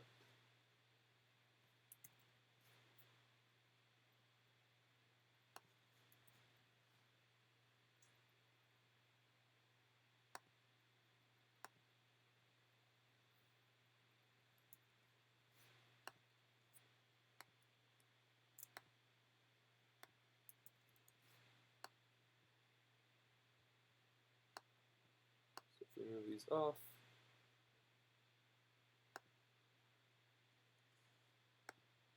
and group the rest of these together.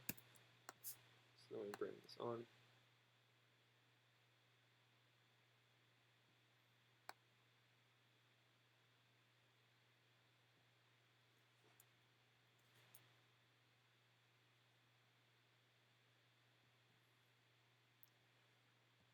Go Object, Arrange.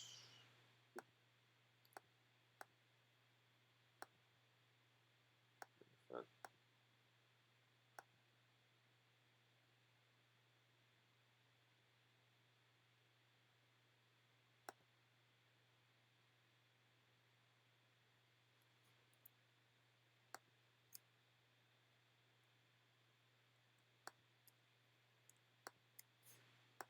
We need to do bring the front a lot just to move around, manage your designs.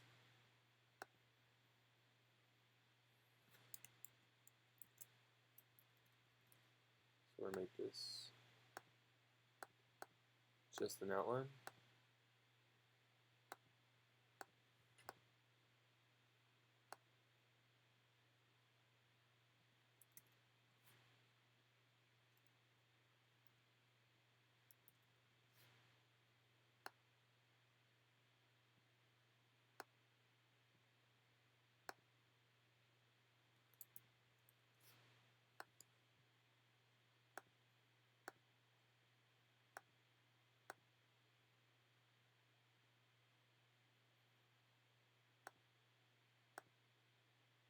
So make these transparent here.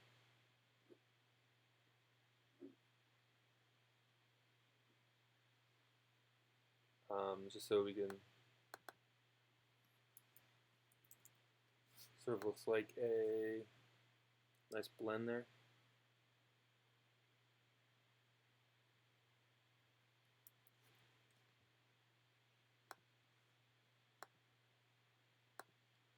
Object in the front, that one's already in the front, and then this one.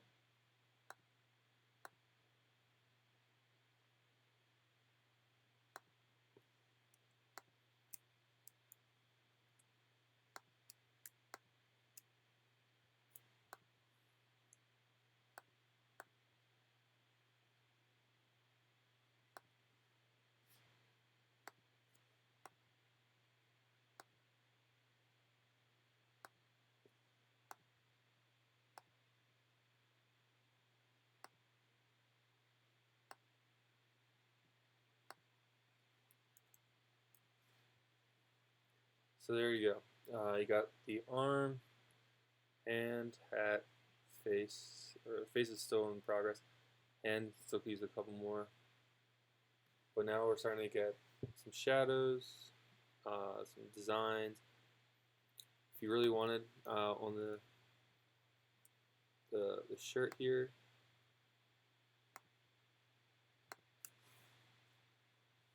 you can go into effects, effect gallery, make it a little bit like burlappy.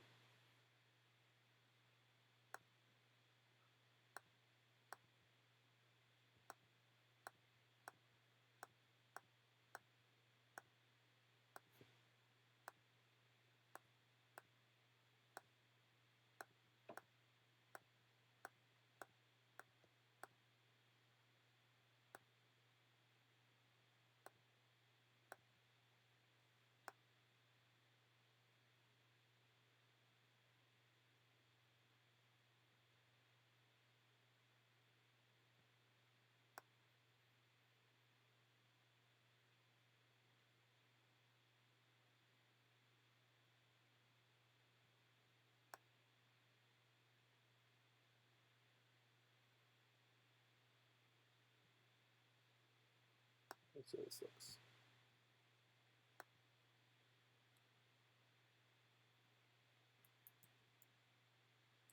Sort of works. Up close it's not as helpful, but you can keep that in mind. Or make a copy of one and then flip it over with transparency, so you just get just this like subtle design, but it will give you these like imperfections around the edges, so keep that in mind when you're working on these.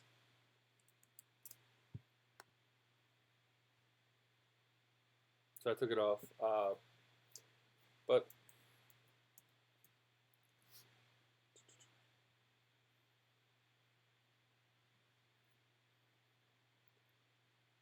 we have.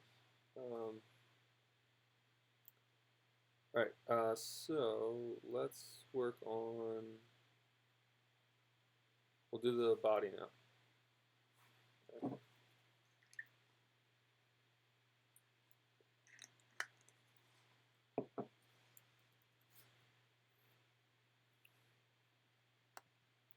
So we'll start with the neck, because we have the head but no neck yet.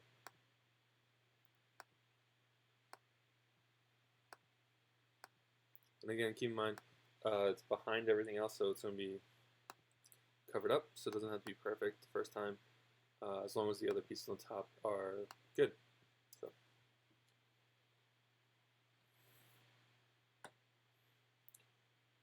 Fran, I think if you're the last one on here, you're the only one watching, so if you have specific questions, let me know.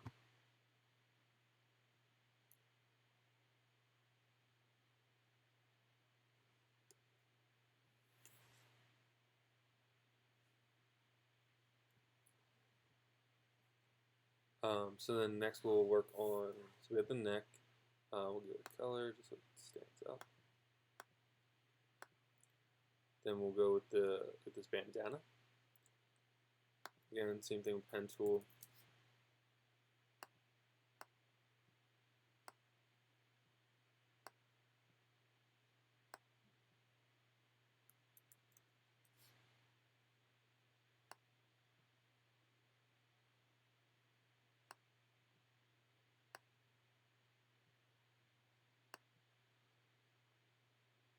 So I can't see it, so I gotta make sure it's invisible.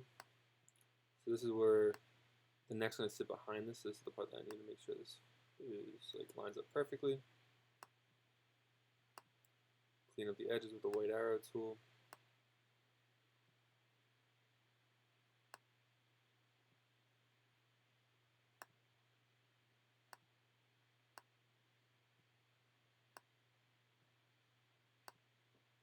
Something like this.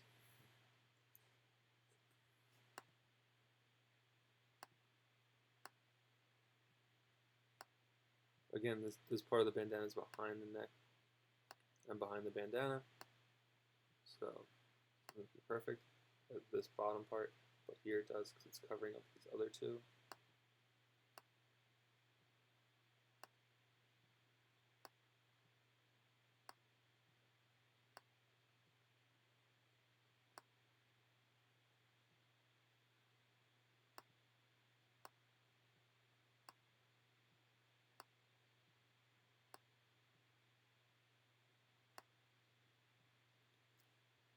So these pieces, and the neck we'll work on now.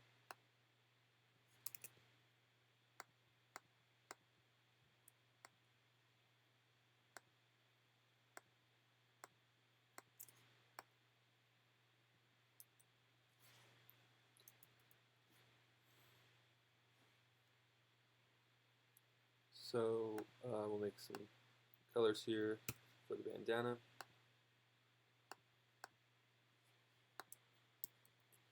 So it's like a light color and dark color here for inside.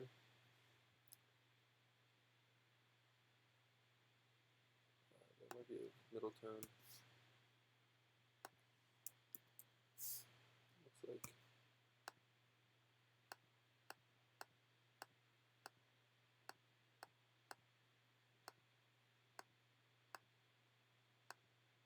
Maybe that one. So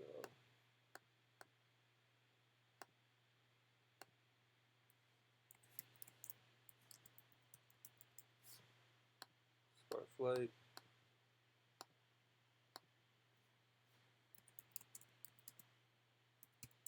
Scarf middle.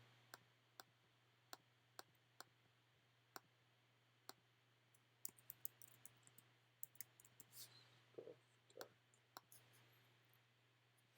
dark. The neck sort of has the same thing as the face, the same colors, so that should be pretty straightforward.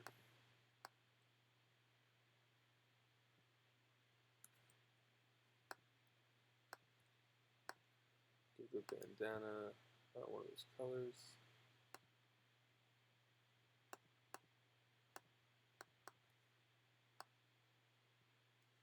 Same thing here.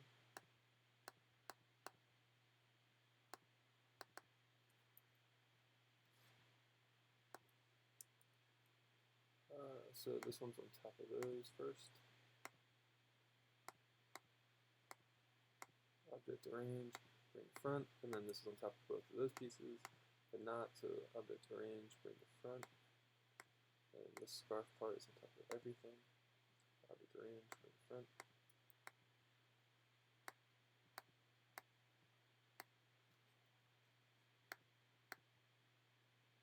Actually, this next covering that piece.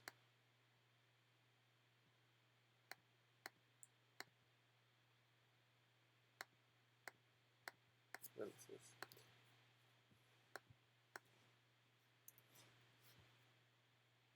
So go in here and clean this edge up.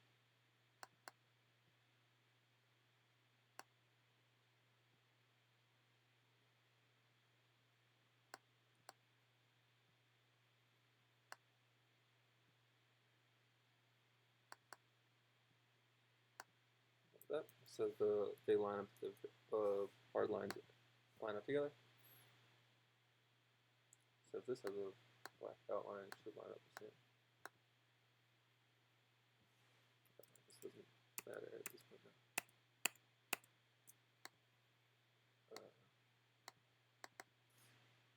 That one's close. This one still needs to touch up.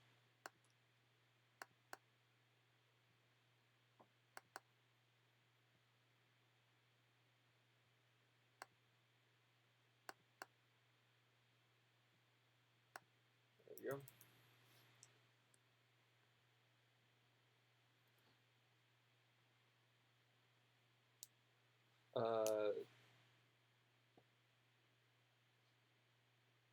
Diana, the Squidward assignment has not been posted yet for you guys. It's like you'll be comparing, contrasting videos based on like characters from Nickelodeon and viewed as art. So you will have that like probably be for over the weekend or next Tuesday. So don't worry about it yet.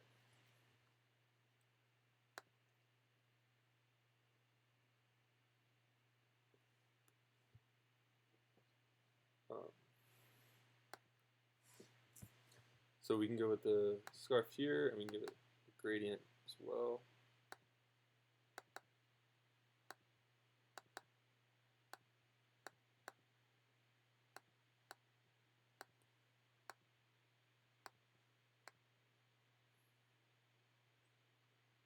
Let's make it. Right, it should be on the side because everything else on that side of the body is dark.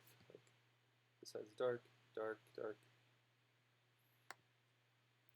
Same with this gradient. So light.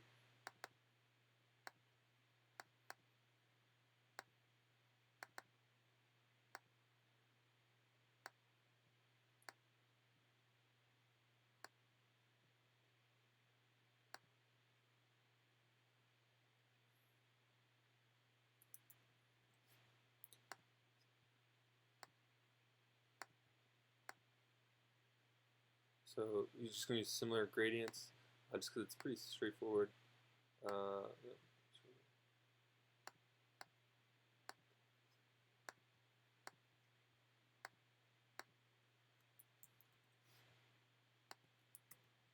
There's a little bit of a larger spot there. Some of the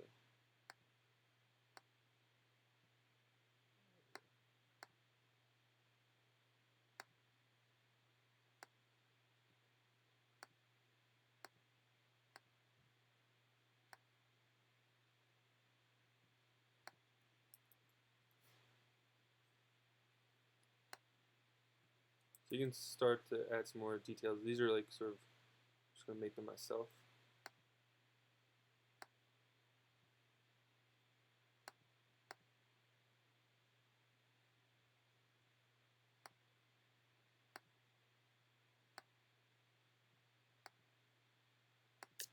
So these two here, these two lines, I'm going to make them fade out. So I'm going to go here, taper off. So like sort of like what a bandana would have like when they tie it off. No infill. They probably also have it at the bottom as well.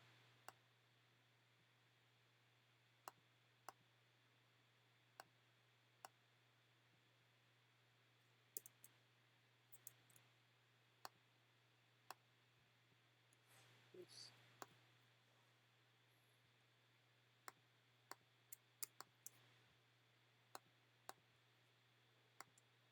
So this makes sense. You guys can add sort of like your own sort of details to make them look a little bit more natural.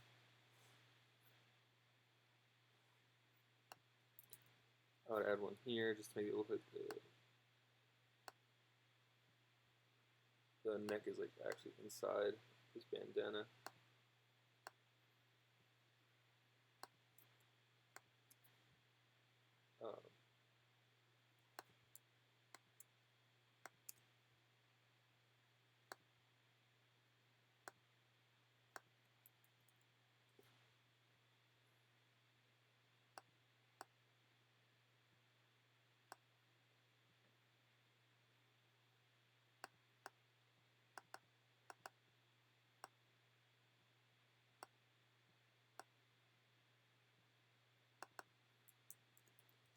So it sort of feels like it's sitting inside. Those just help like emphasize your point and make it look a little bit more like a graphic novel or a comic book. But since it is a vector, those are totally fine to use. So let's group these together.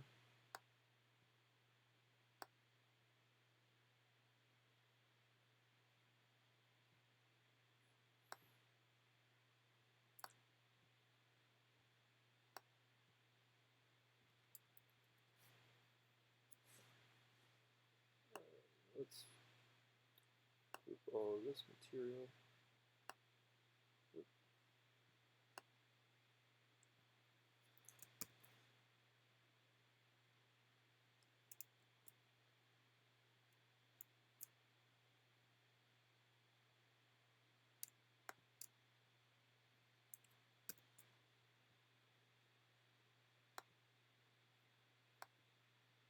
So move this to the front, so when we bring the neck up,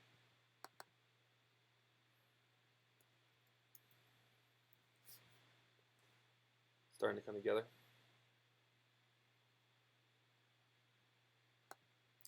You probably make those even thinner lines. There we go. So it matches up.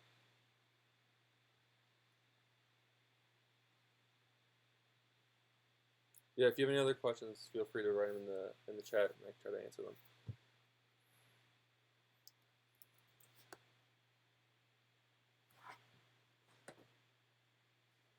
So next we'll work on designing the like the vest and the chest part of the shirt.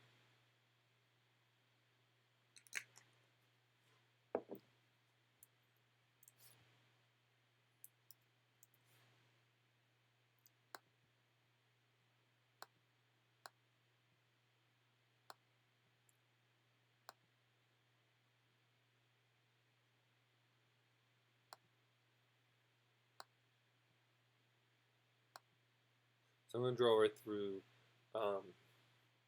the star, but not go over the vest because I know I have to still make the vest regardless. So I'm just going to go.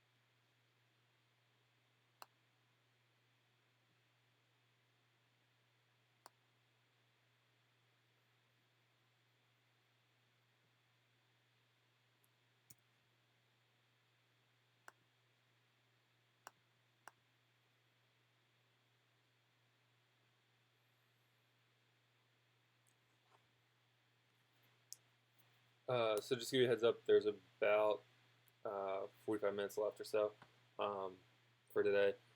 Um, so if you do have any last minute questions, try to ask them sooner rather than later. If you can, you write in the chat if you think this is if you like this, if you thought it was as helpful as the one where I sent you just the video. That's fine too. Just let me know. Would you rather have something like this, or would you rather have the videos where you can just watch them anytime? Just leave that sort of information, so it just helps me better help you guys. All right.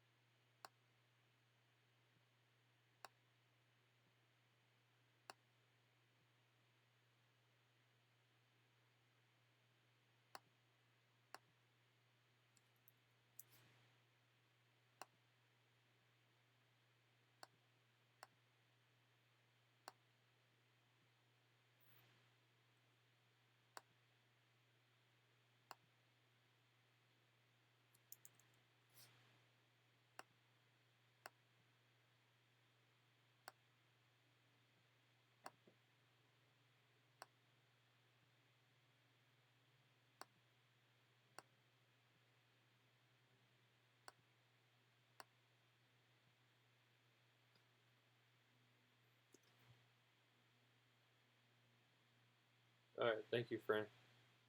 Yeah. So we might have one or two more like tutorial assignments like this, just to keep you guys active in using the program.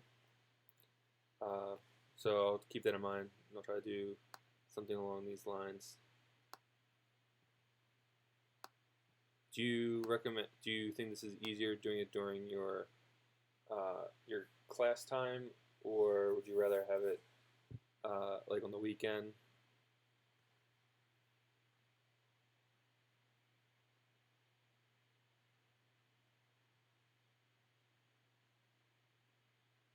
Okay, I got you, Diana.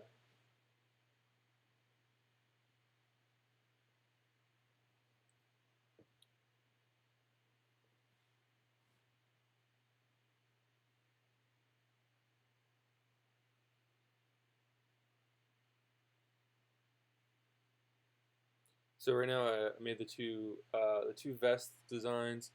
I didn't make the little lasso part, but where like the cowhide is, I made those. So I'll make them.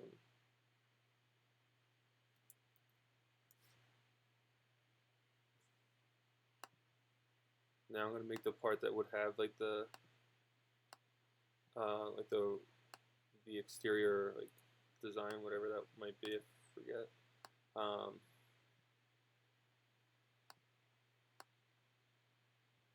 So I'm just going to outline those, so then I'll have the two pieces together so that I can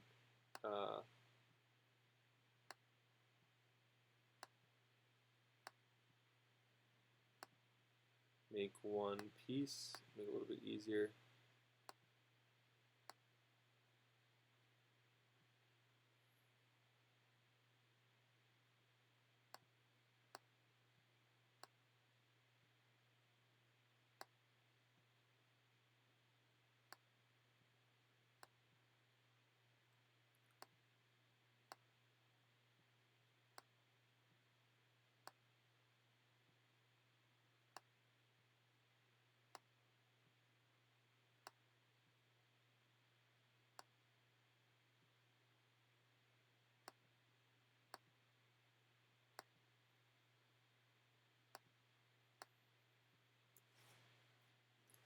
So it's something like this, a little bit easier.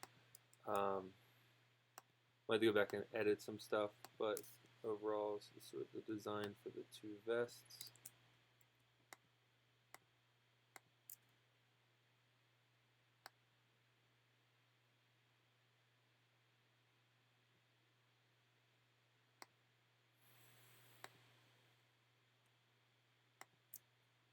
I'm going to bring the two ones that have the cowhide to the front, even though I made them like before. So I need to make sure that they're priority.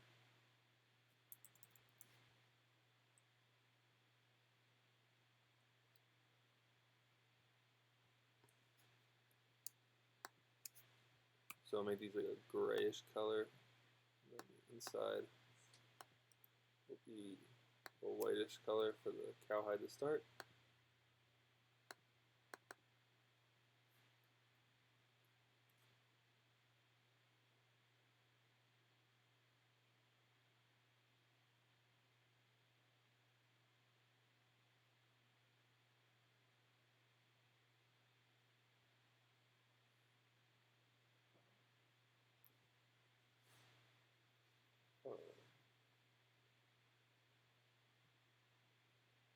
Okay.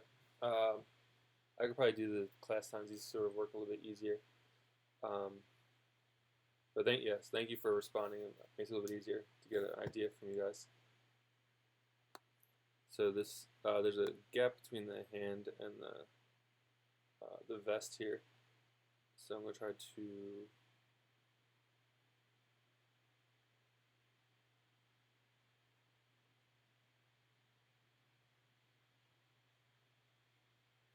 looks like these maybe come over a little bit more. At least that's probably closer to what we're looking at. Yeah. And then just going to use the pen tool here.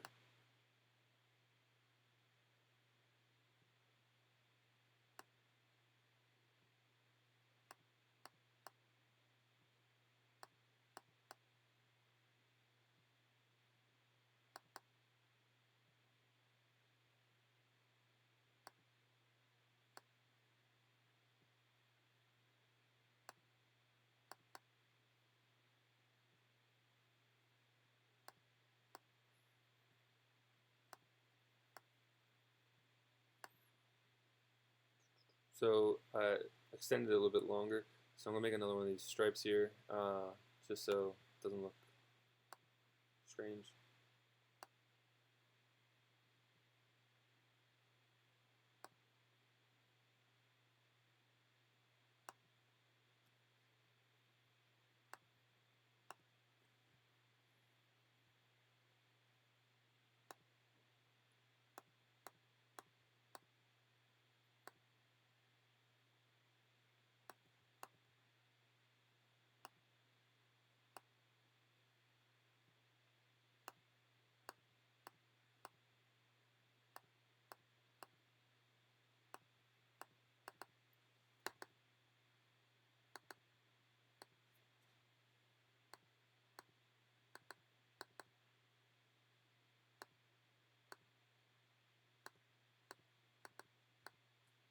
There you go.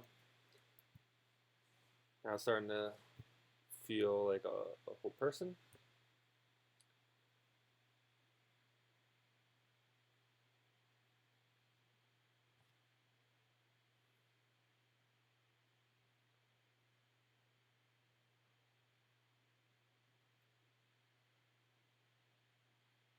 So the cow spots, or the cowhide spot, sort of just whatever. So I'm gonna just make up a design for those, and then I'll do some of the stripes again. Make some of these buttons and the star, and then I'll probably finish that up for today. Maybe we'll make a background piece while we're waiting, just in case anybody joins between 12 and 1. So how are the ones that you guys are working on now, Diana and Fran? You can write that in the chat so I can see. Since you are working while we're working here.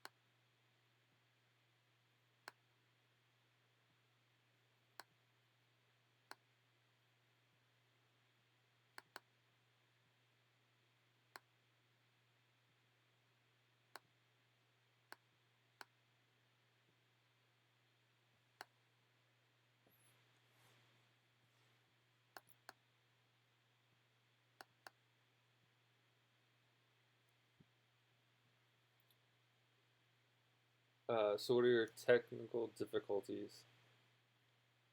Or which program are you using too? Maybe that's part of the issue.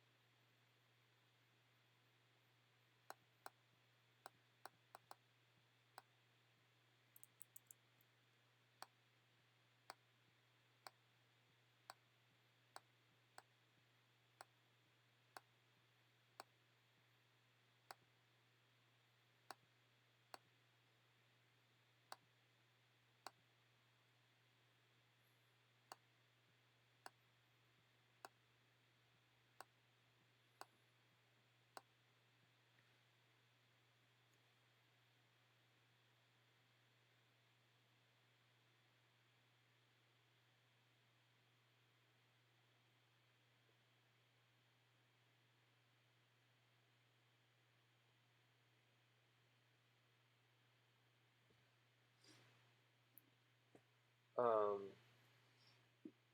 I wasn't planning on coming back on tomorrow. You can feel free to email me. I can answer any of those. Um, but I can see it's a little bit tougher because like it's technically not our class day. So, but if need be, I can work around that. I could try to do something for you guys and jump on. We could do like maybe like half hour sometime. I think school's technically over at what 2 tomorrow.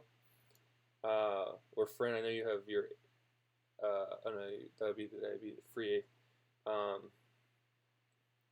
But I can do maybe like a 3 or something, just from like 3 to 3:30 if that works.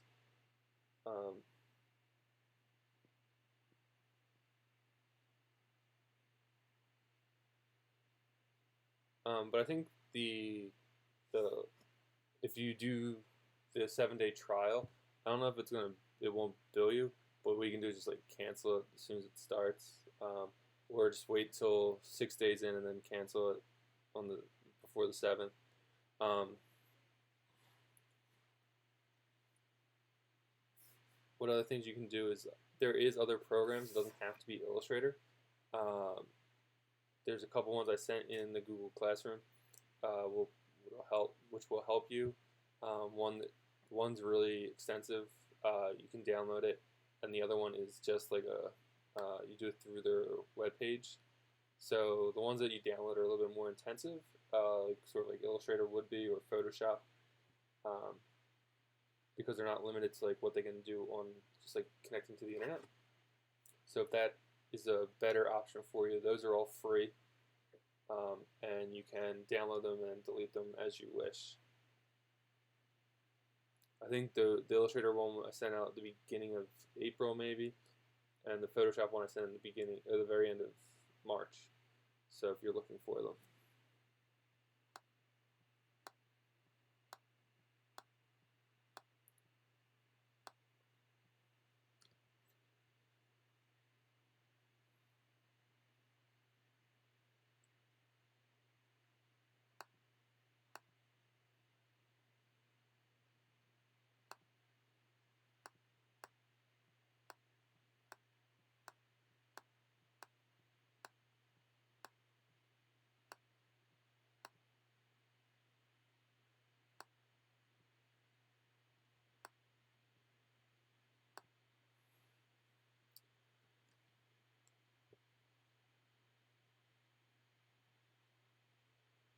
So if I do one tomorrow, I'll post it on the Google Classroom as like an announcement, just so uh, you're aware, I'm aware, and then anybody else who wants to just jump in will.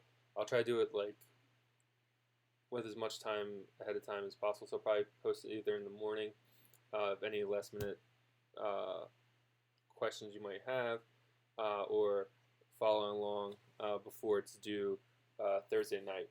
Um, so more than likely, I'll probably have something posted. If I can do it tomorrow, I'll have the announcement posted by like 10. All right. So hopefully that works for you.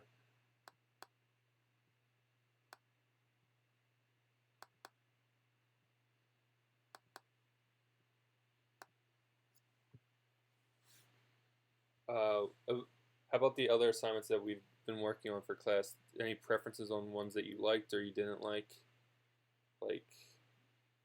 videos or like the looking at the museums?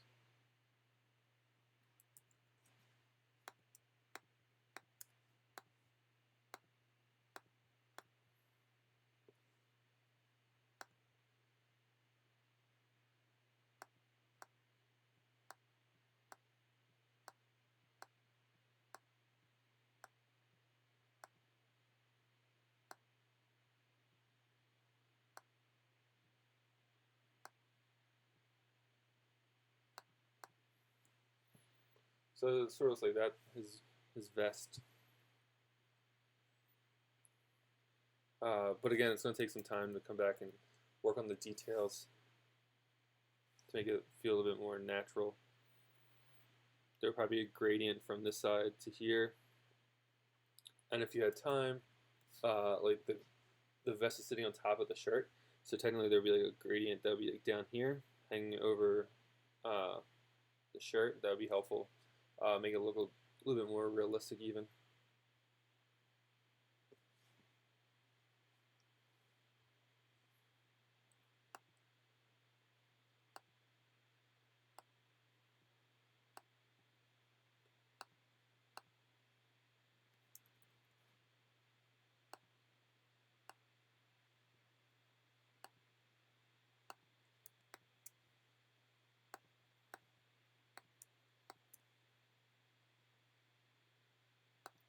So these are gonna be like the little detail parts to make it look like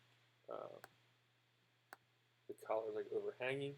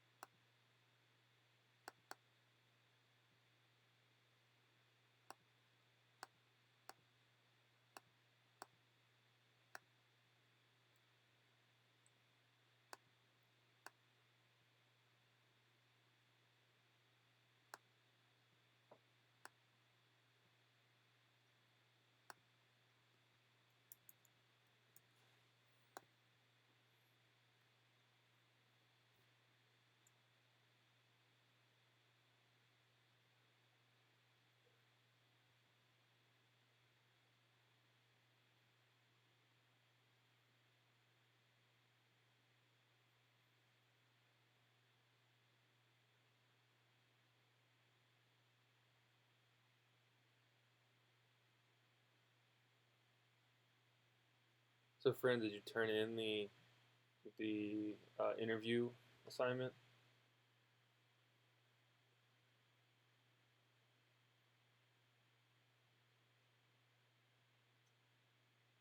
The idea was to go outside, but I know it is tough times to do that. If you have like your PPE uh, or PPD, uh, like that'd be like the idea to go out and like sort of see like how your object interacts with the space. Um, but as close as possible would be helpful. There's photo parts that you need to do.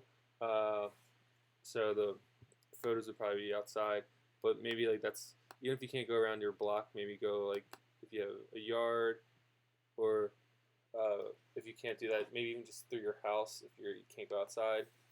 Um, just so it feels like it has like an interaction with a different scenario or surrounding.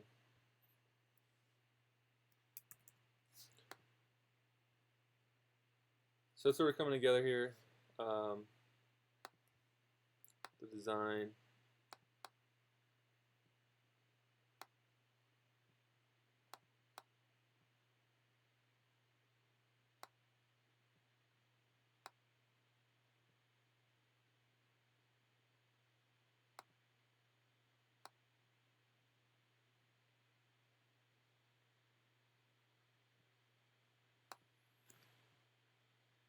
Hope that looks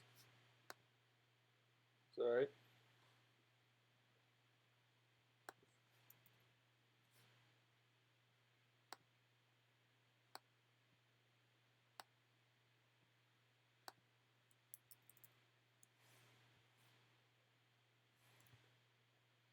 So we'll do the stripes here.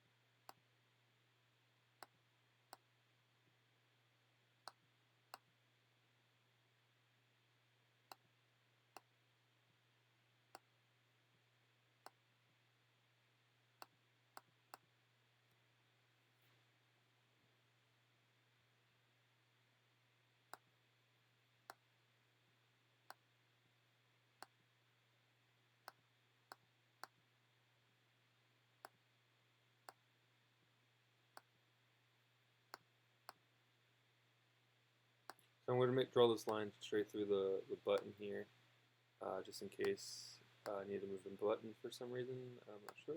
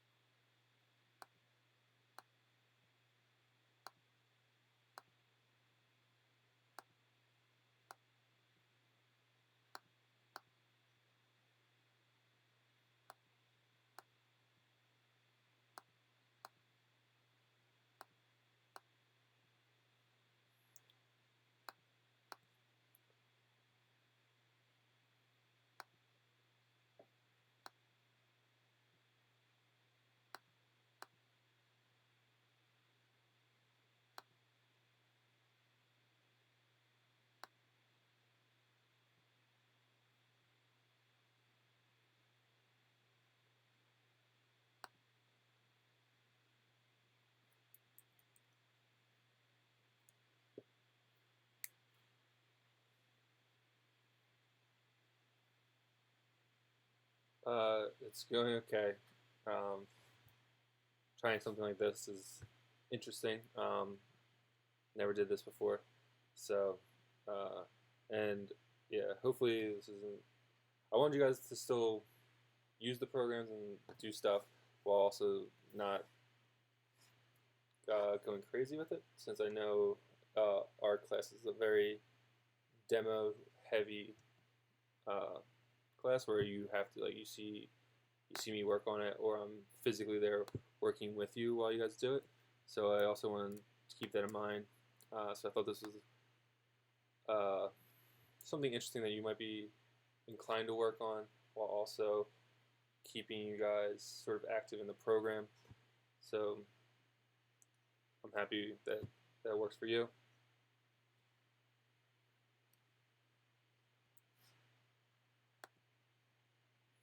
So I use the eyedropper tool to match the color.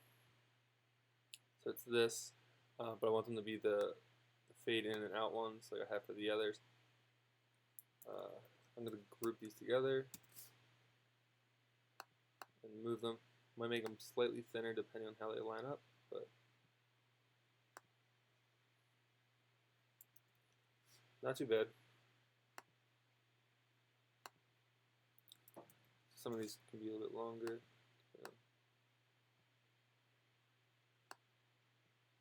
Give them a little bit of design.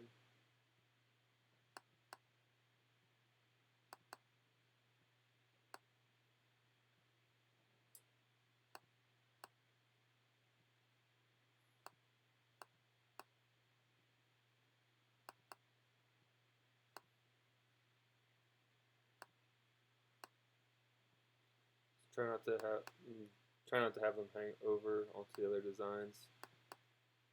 Move them in a little bit.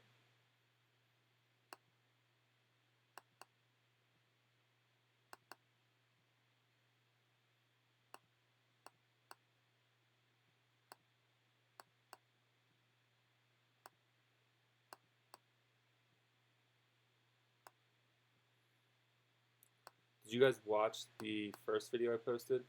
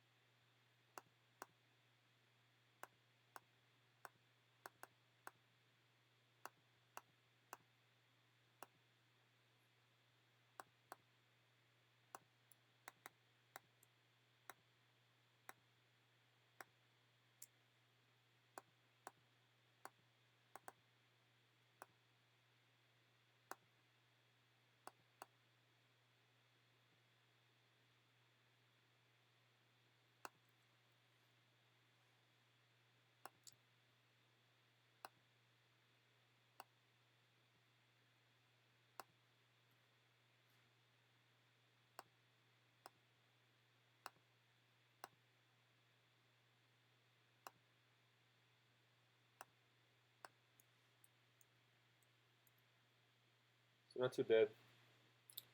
So let's make these circles that are these buttons. I'm just going to use the actual circle icon. If you hold shift, again, make perfect circle.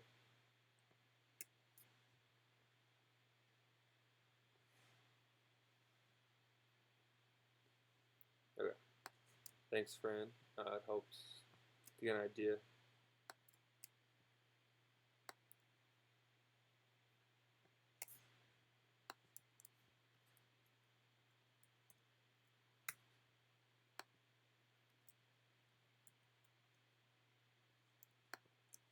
So you can use the alignment tools up here if you have Illustrator or Photoshop. So make sure these line up perfectly. I'm just going to make a copy of this one. well.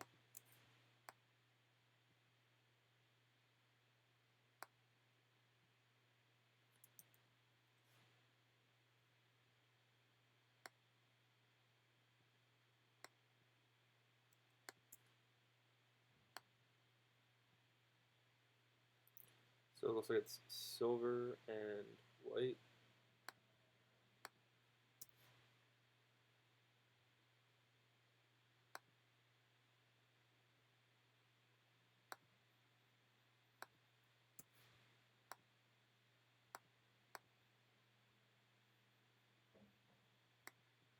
So we'll give them a little bit of an outline color so they can stand out.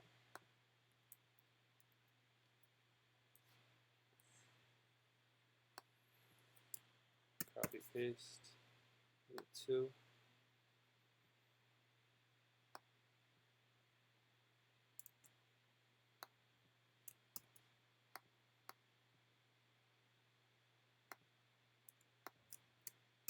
Grouping those together so they don't move.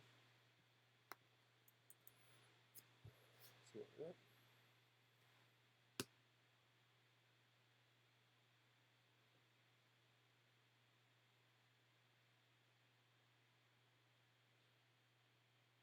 So for the background of this, you don't have to do a background. You just need to do the character, but I might do like this whole block and Mr. Potato Head.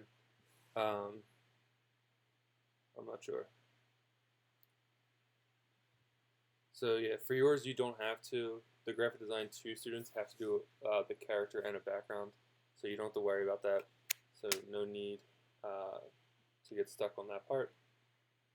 It could be like a solid color if you want. It could be the template that you use. Like, so if I just brought this picture of Woody over,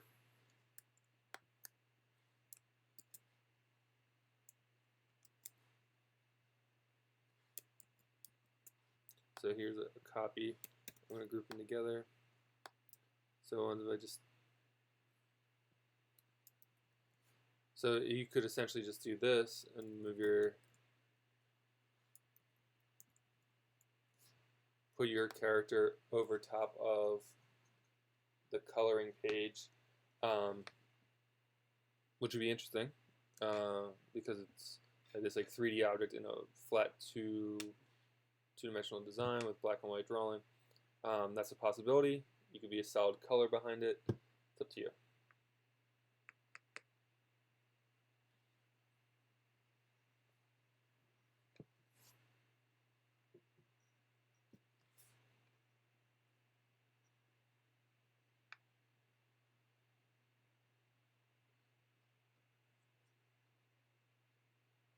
Also, if you want to rewatch any of this video, if you got stuck or you're like, oh, how did he do that again?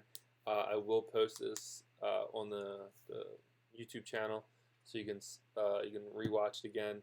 I know it's long. This one's like about 3 hours, or it will be about 3 hours long. But if you want to watch part of it to figure out the part that you got stuck on, and then when we do it tomorrow, ask your questions, and I can do it as you're watching or listening. Might be a little bit easier for you. All right. So I got about 15 minutes left. So if any last minute questions, concerns, I'll answer those.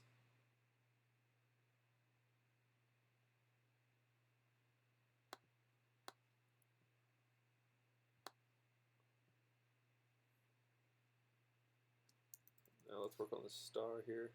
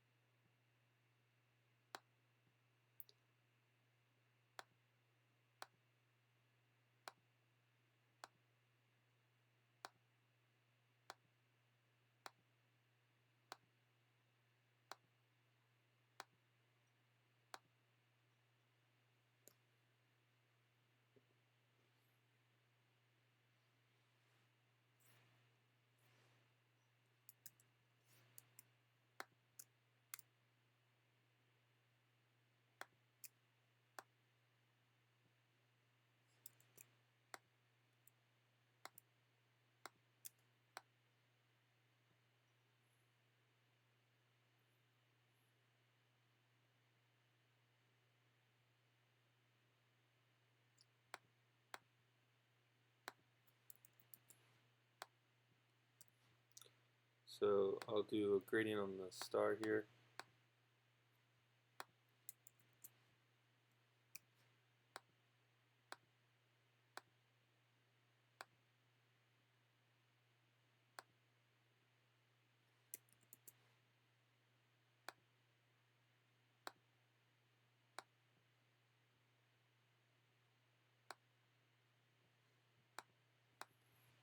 So we'll go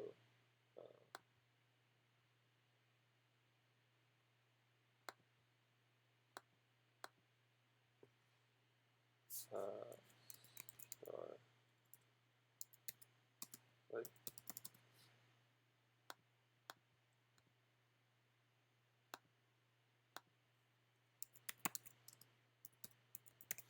Middle.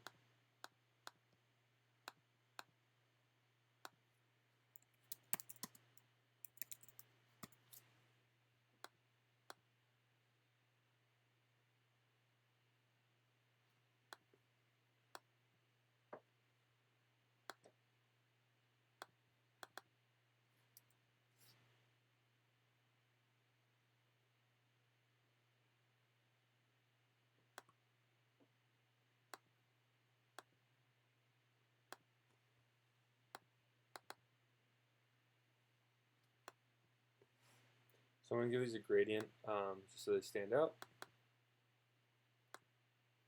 So the light star, middle star, dark star.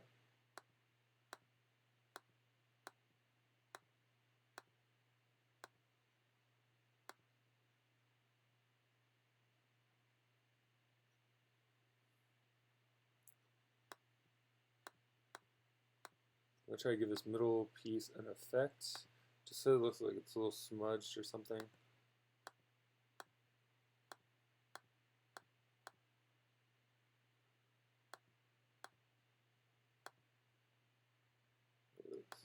It's plastic. There's like a little bit of a glare on it.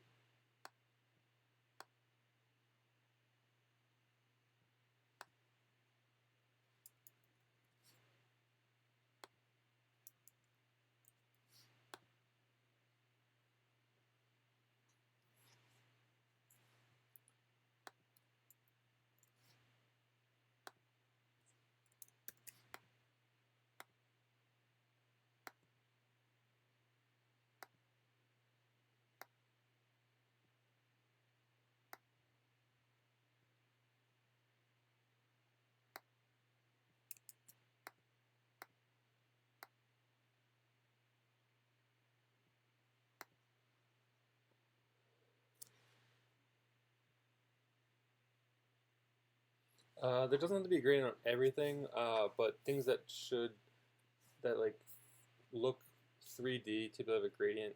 Nothing's like typically flat, unless it's like a logos tend to be flat. But we're trying to make a 3D object so it feels like it fits in space. So I try to give gradients to things that sort of fall in reality. So like when you look at a T-shirt, it's not like one solid color all the way through. It sort of depends where the light's hitting it, changes in color. So you can see that in the T-shirt here, like the part that's closest to his body has like a cast shadow. It's making this darker tone. Part though, like the cuff is overhanging the shirt, so that's darker. The hand, it's like in shadow too, so like his head would be casting a shadow onto his hand maybe, so that's darker. All those sort of things. Like this is like the divot in the hat might have a changing color. See you, Diana. So trying to look at those sort of things and then try to give them gradients. The hair has a gradient on it right now. It's like darker to lighter. It's very subtle. But some pieces might just be solid color. Not everything has to have a gradient. By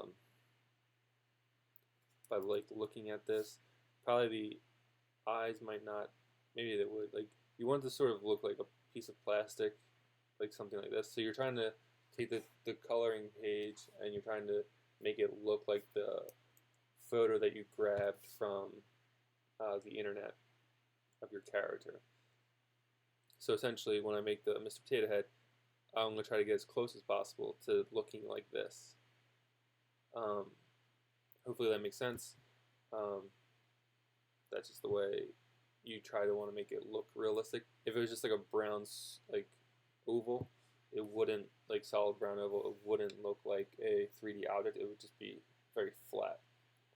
So hopefully that makes sense, friend.